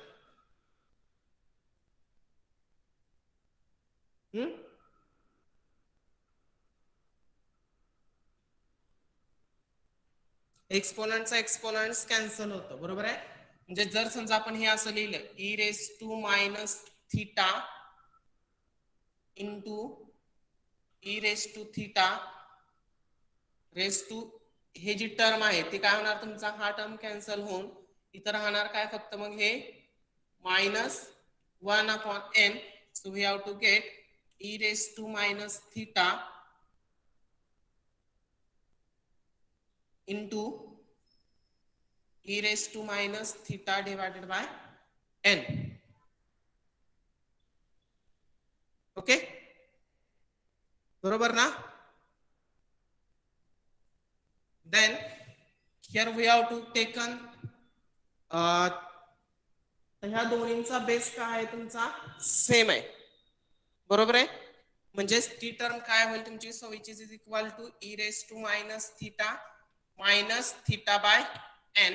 So which is equal to here e raised to theta into minus 1 upon n. जर समजा आपण theta त्याच्यातून जर common घेतला तर ती टर्म काय होईल तुमची -1 upon n. So this can be also written as e raised to theta into -1 upon n minus 1. Okay, he value कशाची झाली तुमची expected value of minus xn divided by n. Okay, जर समजा मी ही एक्सपेक्टेड व्हॅल्यू इथं जर apply केली, इथं जर कुठे ह्या टर्मला expected value of e raised to minus x bar n ह्या टर्मला जर ऍड केली तर हे काय होणार आहे expected value of e raised to minus x1 divided by n, expected value of e raised to minus x2 divided by n up to expected value of e raised to minus xn divided by n. Okay, म्हणजे ते term काय होणार आहे प्रत्येक व्हॅल्यूला apply होणार आहे. म्हणजे थोडक्यात जर एकाची व्हॅल्यू जर तुमची ही येत असेल e raised to theta into -1 upon n minus 1 तर प्रत्येक टर्मची काय होणार आहे तुमची तीच व्हॅल्यू येणार आहे. ओके, कारण की त्याचा मीन व्हेरियन्स तुमचा काय आहे सेम आहे. ओके, म्हणजेच मी या प्रत्येक टर्मला काय करू शकतो की expected value of e raised to minus x1 divided by n त्याला काय लिहू शकतो मी e raised to theta into -1 divided by n minus 1. Okay, so he value आपली कशाची आहे e raised to minus xn divided by n ची. Therefore expected value of minus x bar n divided by n is equal to आता ती term तुमची काय आहे ही आपण एकदा फाइंड केलेली आहे. ओके, म्हणजे एका सिंगल व्हॅल्यूची ती व्हॅल्यू आपली किती वेळा आहे n टाइम्स आहे, बरोबर आहे. म्हणजे xn डिवाइडेड बाय n ची व्हॅल्यू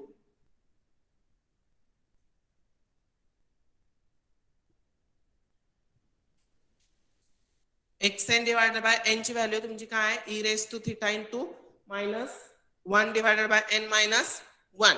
आपल्याला काय फाइंड आउट करायचे expected value of e raised to minus x bar n.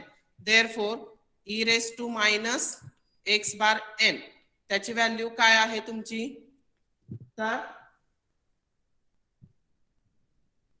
e raised to minus x1 divided by n e raised to minus x2 divided by n. Okay, so equation 1 implies that expected value of minus x bar n is equal to expected value of minus x1 divided by n into expected value of minus x2 divided by n up to expected value of e raised to minus xn divided by n.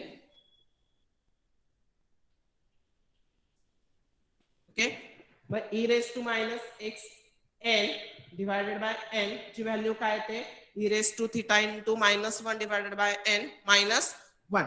आता ही term किती आहे n times आहे, therefore expected value of minus x bar n is equal to e raised to n theta into minus 1 divided by n minus 1.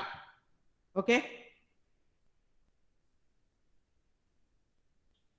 म्हणजेच x bar n ची expected value of x bar n ची value काय आली e raise to n थीटा into minus 1 divided by n minus 1.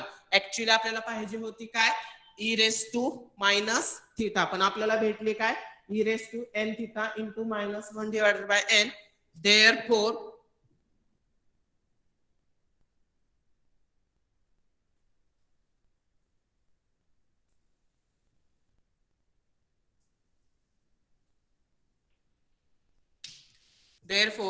e raised to minus x bar n is an not unbiased estimator for e raised to minus theta. Okay, समजला का कसं solve करायचं ते? ज्याच्यासाठी unbiased estimator find out करायचे त्यासाठी काय करायचं, त्याचा फॉर्म्युला घ्यायचा. म्हणजे आपल्याला e raise to minus x bar N हा e रेस टू मायनस थिटाचा अनबायस्ड एस्टिमेटर येत नाही हे दाखवायचंय. त्यासाठी आपण कन्सिडर काय केलं e raise to minus x bar n आणि त्याचा फॉर्म्युला आपण इथे सबस्टिट्यूट करून त्याची व्हॅल्यू काय केली एक्सपेक्टेड व्हॅल्यू त्याची कन्सिडर केली आणि त्याच्यावरून काय केलं आपण त्याचा अनबायस्ड एस्टिमेटर येतो का नाही ते दाखवलं. ओके, आता लक्षात आलं का कशासाठी काय करायचंय ते? हा, आता समजलं अनबायस्ड एस्टिमेटर कसा फाइंड आउट करायचं ते. आता ह्याच्यामध्ये कोणाला काय प्रॉब्लेम?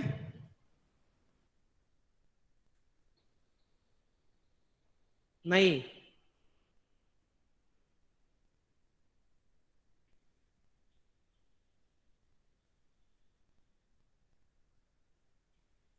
ओके, वन रिझल्ट आहे बेस्ड अपॉन नॉर्मल डिस्ट्रीब्यूशन.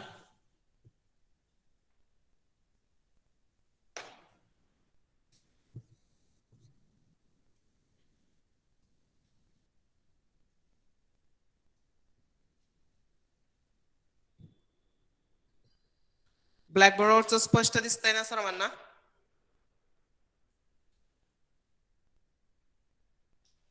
हो की नाही? हो सर. सर ठीक आहे. एक्झाम्पल काय आहे की एक्स आय, ठीक आहे, वरती मी इथे एक्झाम्पल घेतो. Let x1 x2 xn be a random sample from normal distribution with mean mu and variance sigma square if t is equal to summation of mod of xi minus mu divided by n. Sir Yes, जरा जास्तच कोपऱ्यात होते, मध्ये लिहिता का? काय ते दिसत नाहीये, जास्त साईडला होते तिकडच्या. मध्ये लिहू का? हा, ठीक आहे.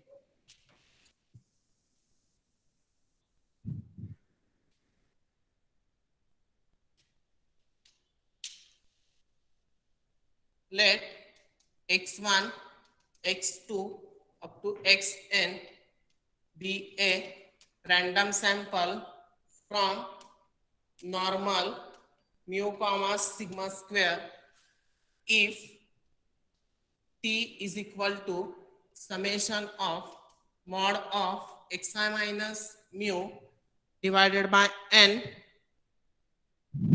show that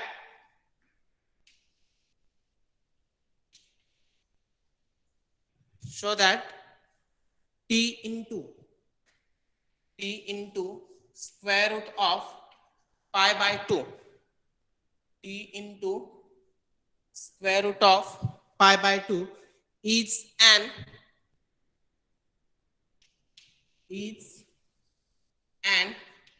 unbiased estimator for sigma square.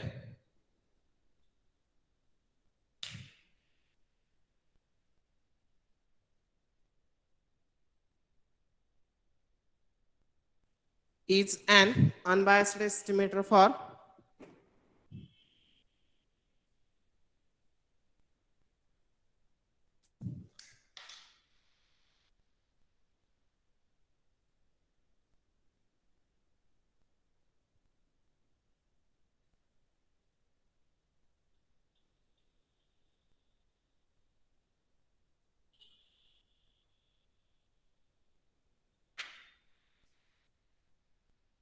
Okay. मग आता हे कसं सॉल्व करणार?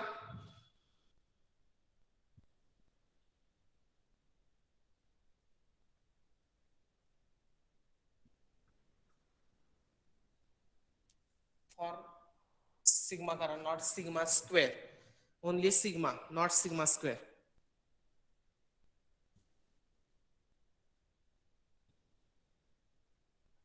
Okay.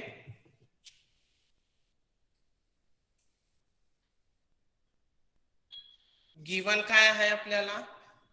xi follows normal mu comma sigma square and t is equal to summation of mod of xi minus mu divided by n. Okay.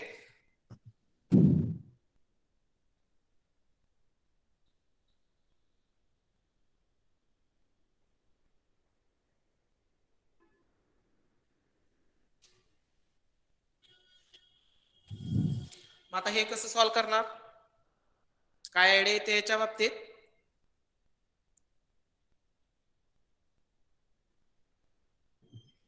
आता काय करायचे आपल्याला की टी ची ही क्वांटिटी दिलेली आहे आणि आपल्याला ह्या क्वांटिटीची एक्सपेक्टेड व्हॅल्यू ही सिग्मा येते. हे काय करायचे आपल्याला? शो दॅट करायचे. ओके. मग आता हे शो दॅट कसं करणार?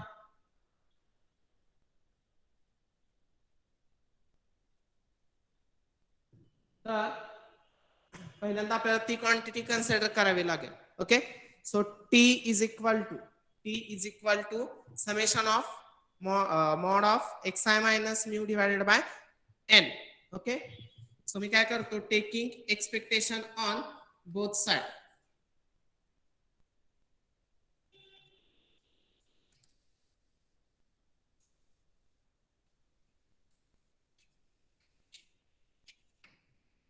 Therefore, expected value of t is equal to expected value of summation of mod of xi minus mu divided by n.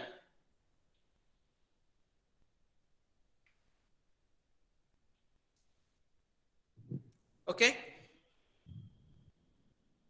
आता याच्यामध्ये 1/n कॉन्स्टंट आहे, समेशन कॉन्स्टंट आहे.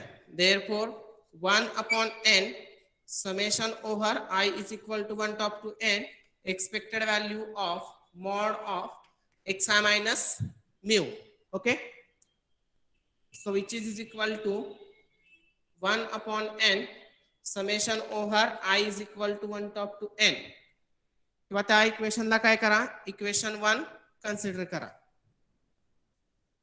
So this is considered as equation 1. आता आपल्याला value कशाची find out करायचे? तर 1/n sorry e raised to minus xi minus mu.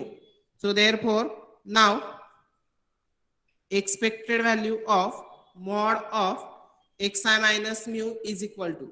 आता ह्याची एक्सपेक्टेड व्हॅल्यू कशी फाइंड आउट करणार?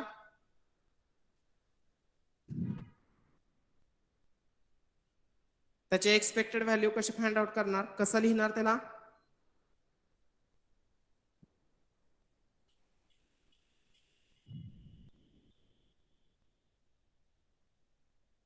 सांगा. Same as expected value of x. Okay, आता इथं दिलेला फंक्शन काय आहे तुमचं? कंटिन्युअस आहे, बरोबर आहे. मग जर समजा कंटिन्युअस असेल तर कंटिन्युअस साठी आपण काय करतो? जर एक्स हा तुमचा कंटिन्युअस रॅन्डम व्हेरिएबल असेल, एक्स हा तुमचा कंटिन्युअस रॅन्डम व्हेरिएबल असेल आणि त्या कंटिन्युअस रॅन्डम व्हेरिएबलचं जर एक्सपेक्टेड व्हॅल्यू जर घ्यायची असेल तर ती एक्सपेक्टेड व्हॅल्यू आपण कशी लिहितो? Integration over the integration x into f x d x. Okay, मग त्याचप्रमाणे इथं काय करायचंय? So expected value of mod of x i minus mu is equal to integration over x mod of x i minus mu into f of x d x. Okay, आता आपला जो एक्स आहे तो एक्स आय काय फॉलोज करतोय? Normal mu comma sigma square. Okay, then what is the PDF of normal distribution? त्याचा पीडीएफ काय येईल?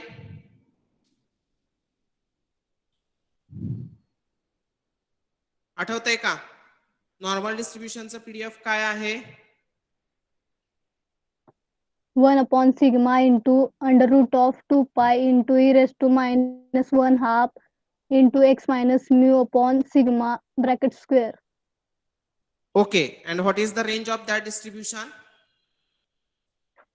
X lies between minus infinity to infinity. Mu lies between minus infinity to infinity. And sigma is greater than 0. 0. Very good. Then we have to substitute the value over the range minus infinity to infinity mod of xi minus mu, and PDF is 1 upon sigma into square root of 2 pi e raised to minus half into x minus mu divided by sigma bracket square dx. Okay, आता याच्यात ना 1 upon sigma into square root of 2 pi हा constant आहे, तो काय करूया आपण outside the integration. Therefore expected value of x i minus mu is equal to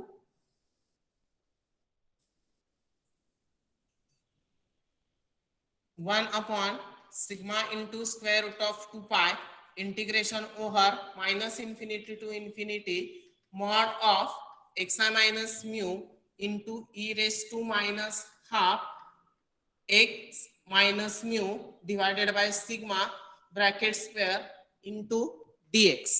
Okay, now here we have to consider the term. Suppose let substitute x minus mu divided by sigma is equal to z. Therefore, so this implies that x minus mu is equal to sigma into z. काय केलं इथं? x minus mu divided by sigma ह्या क्वांटिटीला मी काय केलं? z ने denote केलं. Okay, तर आपल्याला ह्याच्यामध्ये काय x मायनस म्यू ची पण व्हॅल्यू डिवाइडेड बाय सिग्मा ह्याची व्हॅल्यू आपण फाइंड आउट केली, तर dx ची पण जर समजा आपण x हा z ला कन्वर्ट करत असू तर त्याचं जे इंटिग्रेशन आहे ते इंटिग्रेशन पण काय करावं लागेल आपल्याला? z ला कन्वर्ट करावं लागेल. ओके, देयरफॉर dx ची व्हॅल्यू काय येईल? So here so this implies that dx is equal to sigma into dz. Okay, जर याचा आपण डेरिव्हेटिव्ह घेतलं तर सिग्माची क्वांटिटी काय तुमची कॉन्स्टंट आहे, कॉन्स्टंटचं डेरिव्हेटिव्ह 0 येईल.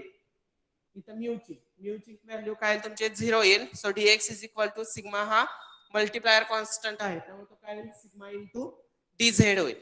ओके, मग आता त्या व्हॅल्यू काय करूया आपण ह्याच्यामध्ये सबस्टिट्यूट करूया. Therefore expected value of mod of xi minus mu is equal to 1 upon sigma into square root of 2 pi integration over minus infinity to infinity. आता इथं X minus mu divided by सिग्माची value आपण Z consider केलेली आहे. Therefore X minus mu ची value काय येईल तुमची सिग्मा झेड येईल. Okay, so here we have to substitute. आता सिग्मा हा काय आहे तुमचा कॉन्स्टंट आहे, so sigma into mod of Z येईल. Okay, mod of Z into e raised to minus half x minus mu divided by sigma is equal to z. Therefore z square and dx is equal to sigma into dz. Okay,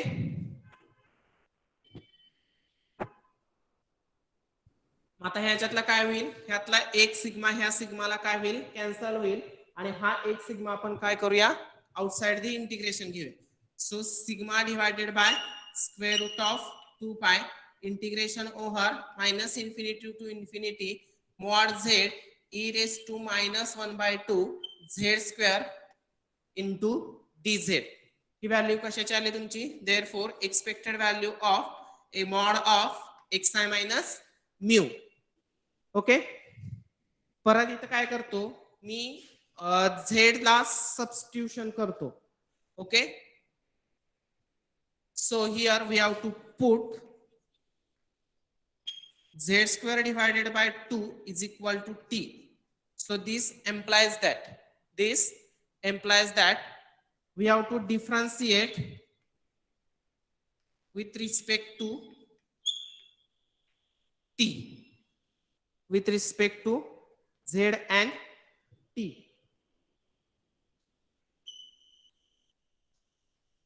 With respect to z and t, therefore याचं derivative काय आहे तुमचं 2z into dz, 2z into dz divided by 2 is equal to dt. Therefore 2 gets cancelled, so this implies that z into dz which is equal to dt.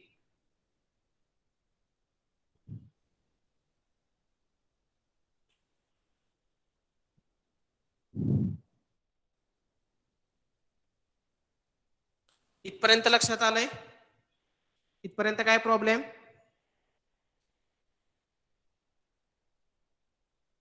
No sir. सर्वांना समजतंय की fast होतंय.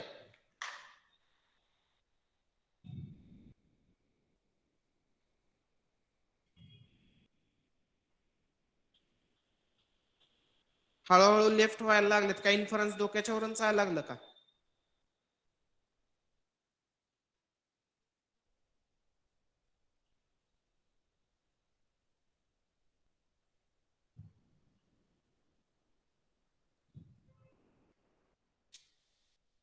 Okay, so आता काय करायचं मग ह्याच्यामध्ये Z square divided by T, Z square divided by 2 ह्याची व्हॅल्यू काय करायची टी तर सबस्टिट्यूट करायची आणि dz ची व्हॅल्यू काय आहे तुमची dz is equal to dt divided by z येईल. ओके, मग जर समजा आता ज्यावेळेस आपण झेड हा टी मध्ये कन्वर्ट करतोय तर त्यावेळेला आपल्याला काय करावे लागतील, त्याचे इंटिग्रेशनचे जे लिमिट्स आहेत ओके ते पण काय होतील त्याचे चेंज होतील.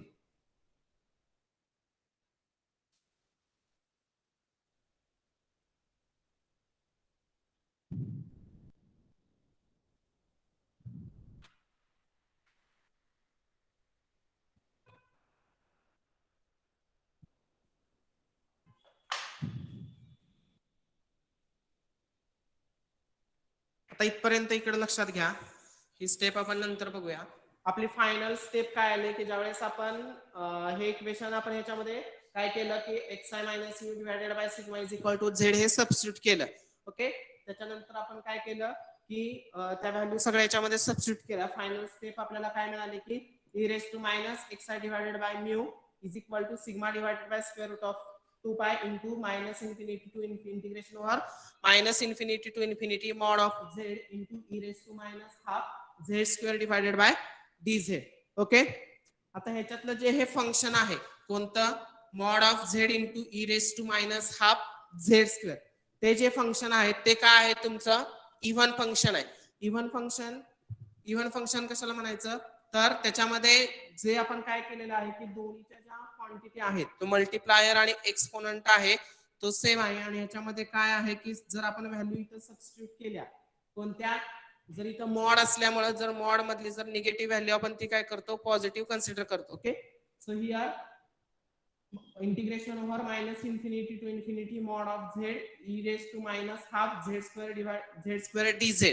So here this function mod z into e raised to minus half z square is even function is even function is a even function. Therefore expected value of xi minus mu is equal to sigma upon square root of 2 pi into आता हे जे आहे ते काय करायचं double integration double that is second 2 times double integration that is 2 times into integration over 0 to infinity z into e raised to minus half z square dz integration over 0 to infinity z into e raised to minus half z square dz. Okay आणि मग त्याच्यानंतर आपण काय करूया so z square divided by 2 is equal to t that is differentiating with respect to z so z into dz which is equal to dt. Okay मग final step काय ती therefore e raised to minus mod of xi minus mu is equal to sigma into square root of 2 pi 2 into integration over 0 to infinity integration over 0 to infinity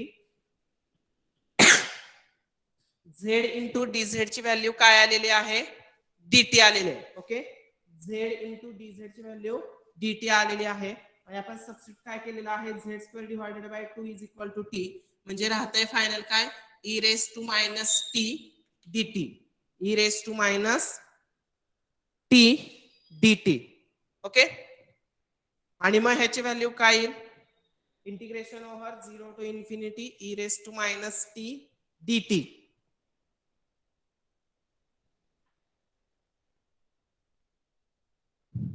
काय येईल त्याची value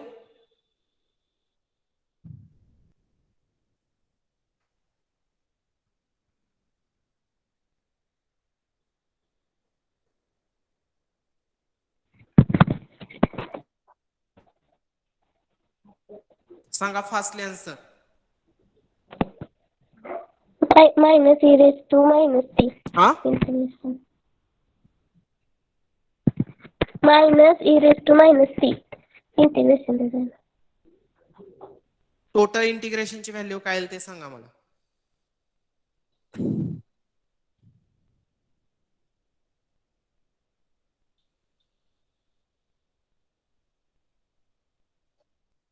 sir 1 येईल का तर ह्या total इंटिग्रेशनची जी value आहे ती value 1 येते सो रिमेनिंग टर्म राहते काय आपली इकडचं पुसलं तर चालेल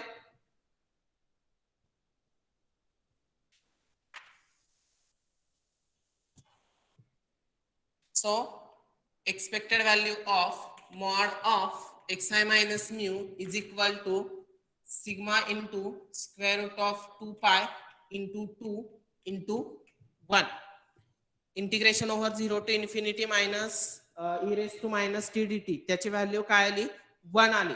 आता ह्या 2 ला मी काय करतो नेक्स्ट स्टेपला 2 ला मी सिम्प्लिफाय करून square root of 2 into square root of 2 असं करतो. ओके म्हणजे ह्याला काय होईल ह्यातला स्क्वेअर रूट ऑफ 2 ह्या स्क्वेअर रूट ऑफ 2 ला काय होईल तुमचा कॅन्सल होईल रिमेनिंग टर्म राहते काय तुमची square root of 2 into sigma divided by square root of 5 so which is equal to sigma into square root of 2 divided by pi. Okay therefore we have to get expected value of mod of xi minus mu is equal to sigma into square root of 2 divided by pi. Okay आता ती value आपण कशाची find out केली? So expected value of x i minus mu, म्हणजे equation 1 मध्ये जी आपल्याला value substitute करायची ती व्हॅल्यू काय करायची? इथं सबस्टिट्यूट करायची. मग आता ही जी व्हॅल्यू आहे ही व्हॅल्यू काय करायची? ह्या इक्वेशन 1 मध्ये सबस्टिट्यूट करायची. त्या यंदा तो एन काय होईल? कॅन्सल होईल. म्हणजेच आपल्याला एक्सपेक्टेड व्हॅल्यू ऑफ टी काय भेटेल? आपल्याला हीच भेटेल. Okay, expected value of T काय भेटेल? आपल्याला ही भेटेल. आणि आपल्याला टी काय दिलेला आहे? टी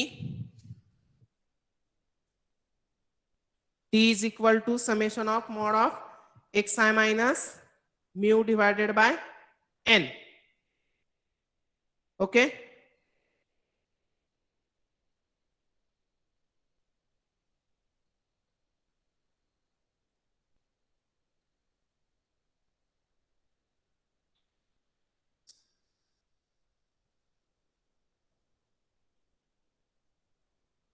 लक्षात आलं? म्हणजेच आपल्याला फायनल आन्सर ज्यावेळेस भेटणार आहे परत काय करायचंय की आपल्याला ऍक्च्युली दाखवायचंय काय? तर show that T into square root of pi divided by 2 is an unbiased estimator of sigma. त्याच्यामध्ये मग ती व्हॅल्यू काय करायची? ह्या इक्वेशन मध्ये सबस्टिट्यूट करायची. आपल्याला sigma into 2 square root of 2 divided by pi भेटेल. आणि ती व्हॅल्यू परत टी इंटू मध्ये टी ची व्हॅल्यू परत त्याला त्या स्क्वेअर रूट ऑफ 2 पाय ने काय करायचं? Square root of pi divide, ह्याला जर आपण into square root of pi divided by 2 ने जर मल्टिप्लाय केलं तर हा आणि हा काय होईल? कॅन्सल होईल. म्हणजे राहतोय काय फक्त आपल्याला? तर सिग्मा राहतोय. Okay, therefore T into square root of pi divided by 2 is an unbiased estimator for sigma. Okay, लक्षात आलं का?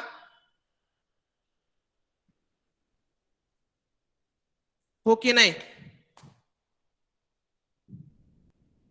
फायनल स्टेप समजली का? सर हा बोल.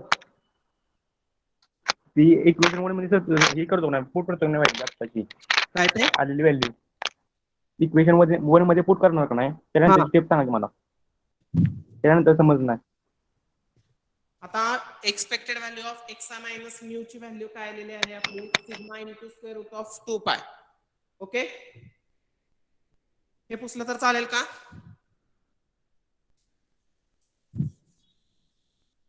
आता मी इथं काय करतो? Therefore expected value of T is equal to 1 upon n summation over i is equal to 1 top to n sigma into square root of 2 divided by पाय.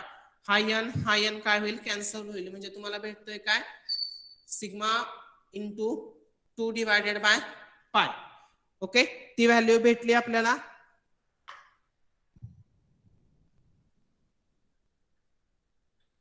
हो,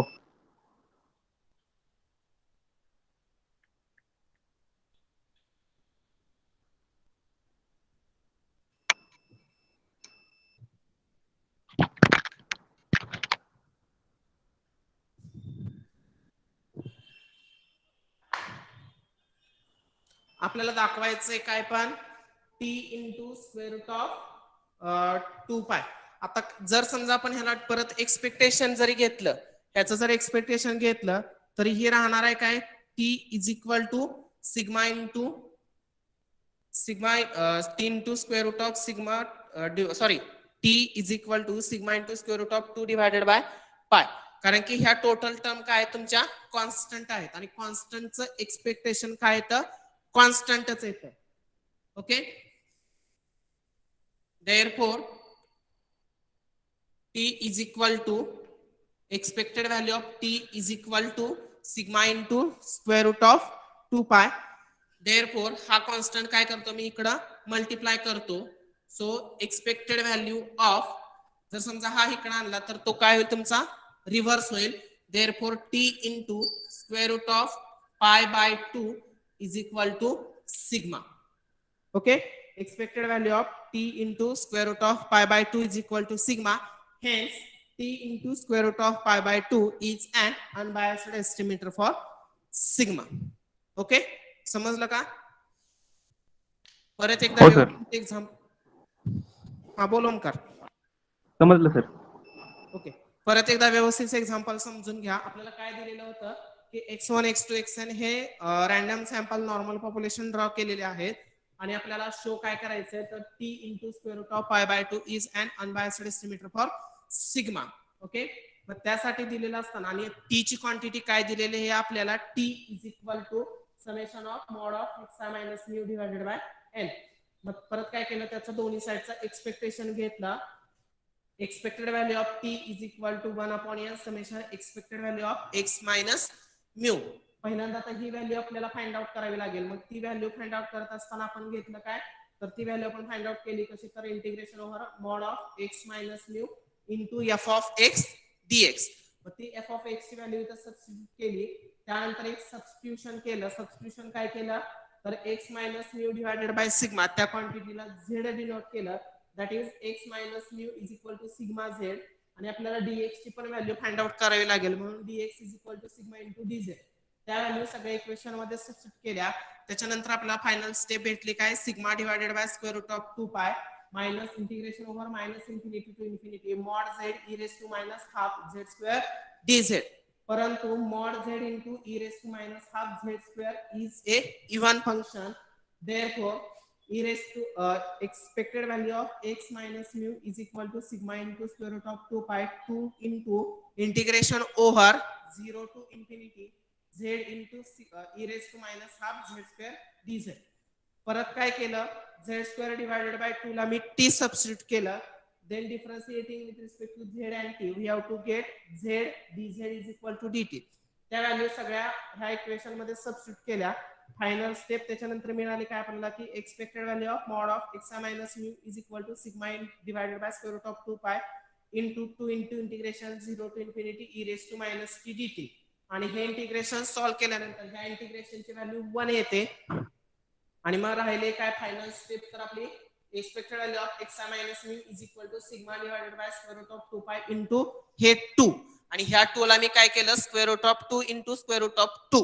ओके, त्यातला एक स्क्वेअर रूट ऑफ 2 कॅन्सल झाला राहिला फक्त एक. Therefore, expected value of mod of x minus mu is equal to square root of 2 into sigma divided by square root of 5. मग त्या दोन्हीला मी काय केलं एकत्र लिहिलं. Therefore, expected value of x minus mod of x minus mu is equal to sigma into square root of 2 divided by 5.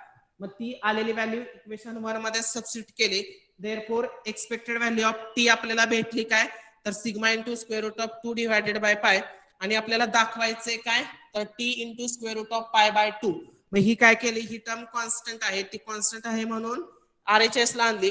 Therefore RHS झाली काय मग expected value of T into square root of pi by 2 आणि LHS झाली sigma. Hence T into square root of pi by 2 is an unbiased estimator for sigma. Okay,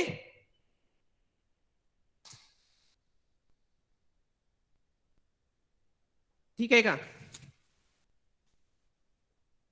The next property of estimation is good estimator is consistency.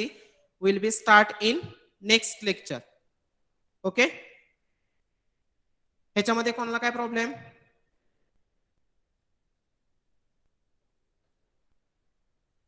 अरे बोला काहीतरी. नाही sir.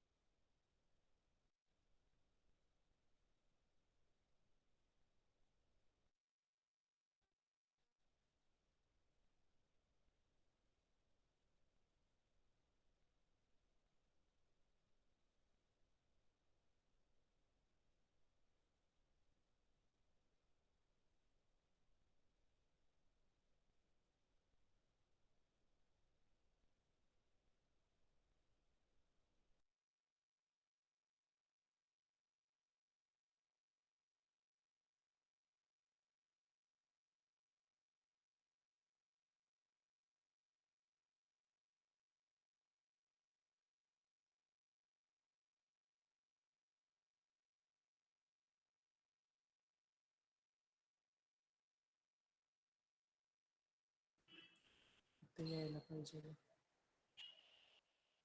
झाले तोपर्यंत 7 participant. वैतागली असतील ती पण 2.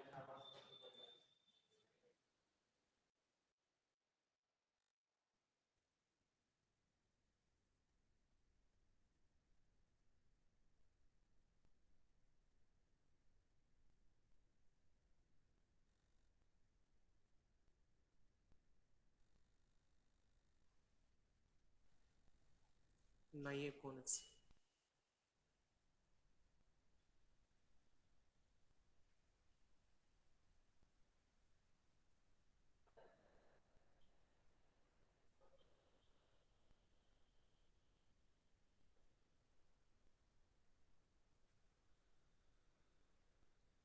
करू का लॉग आउट?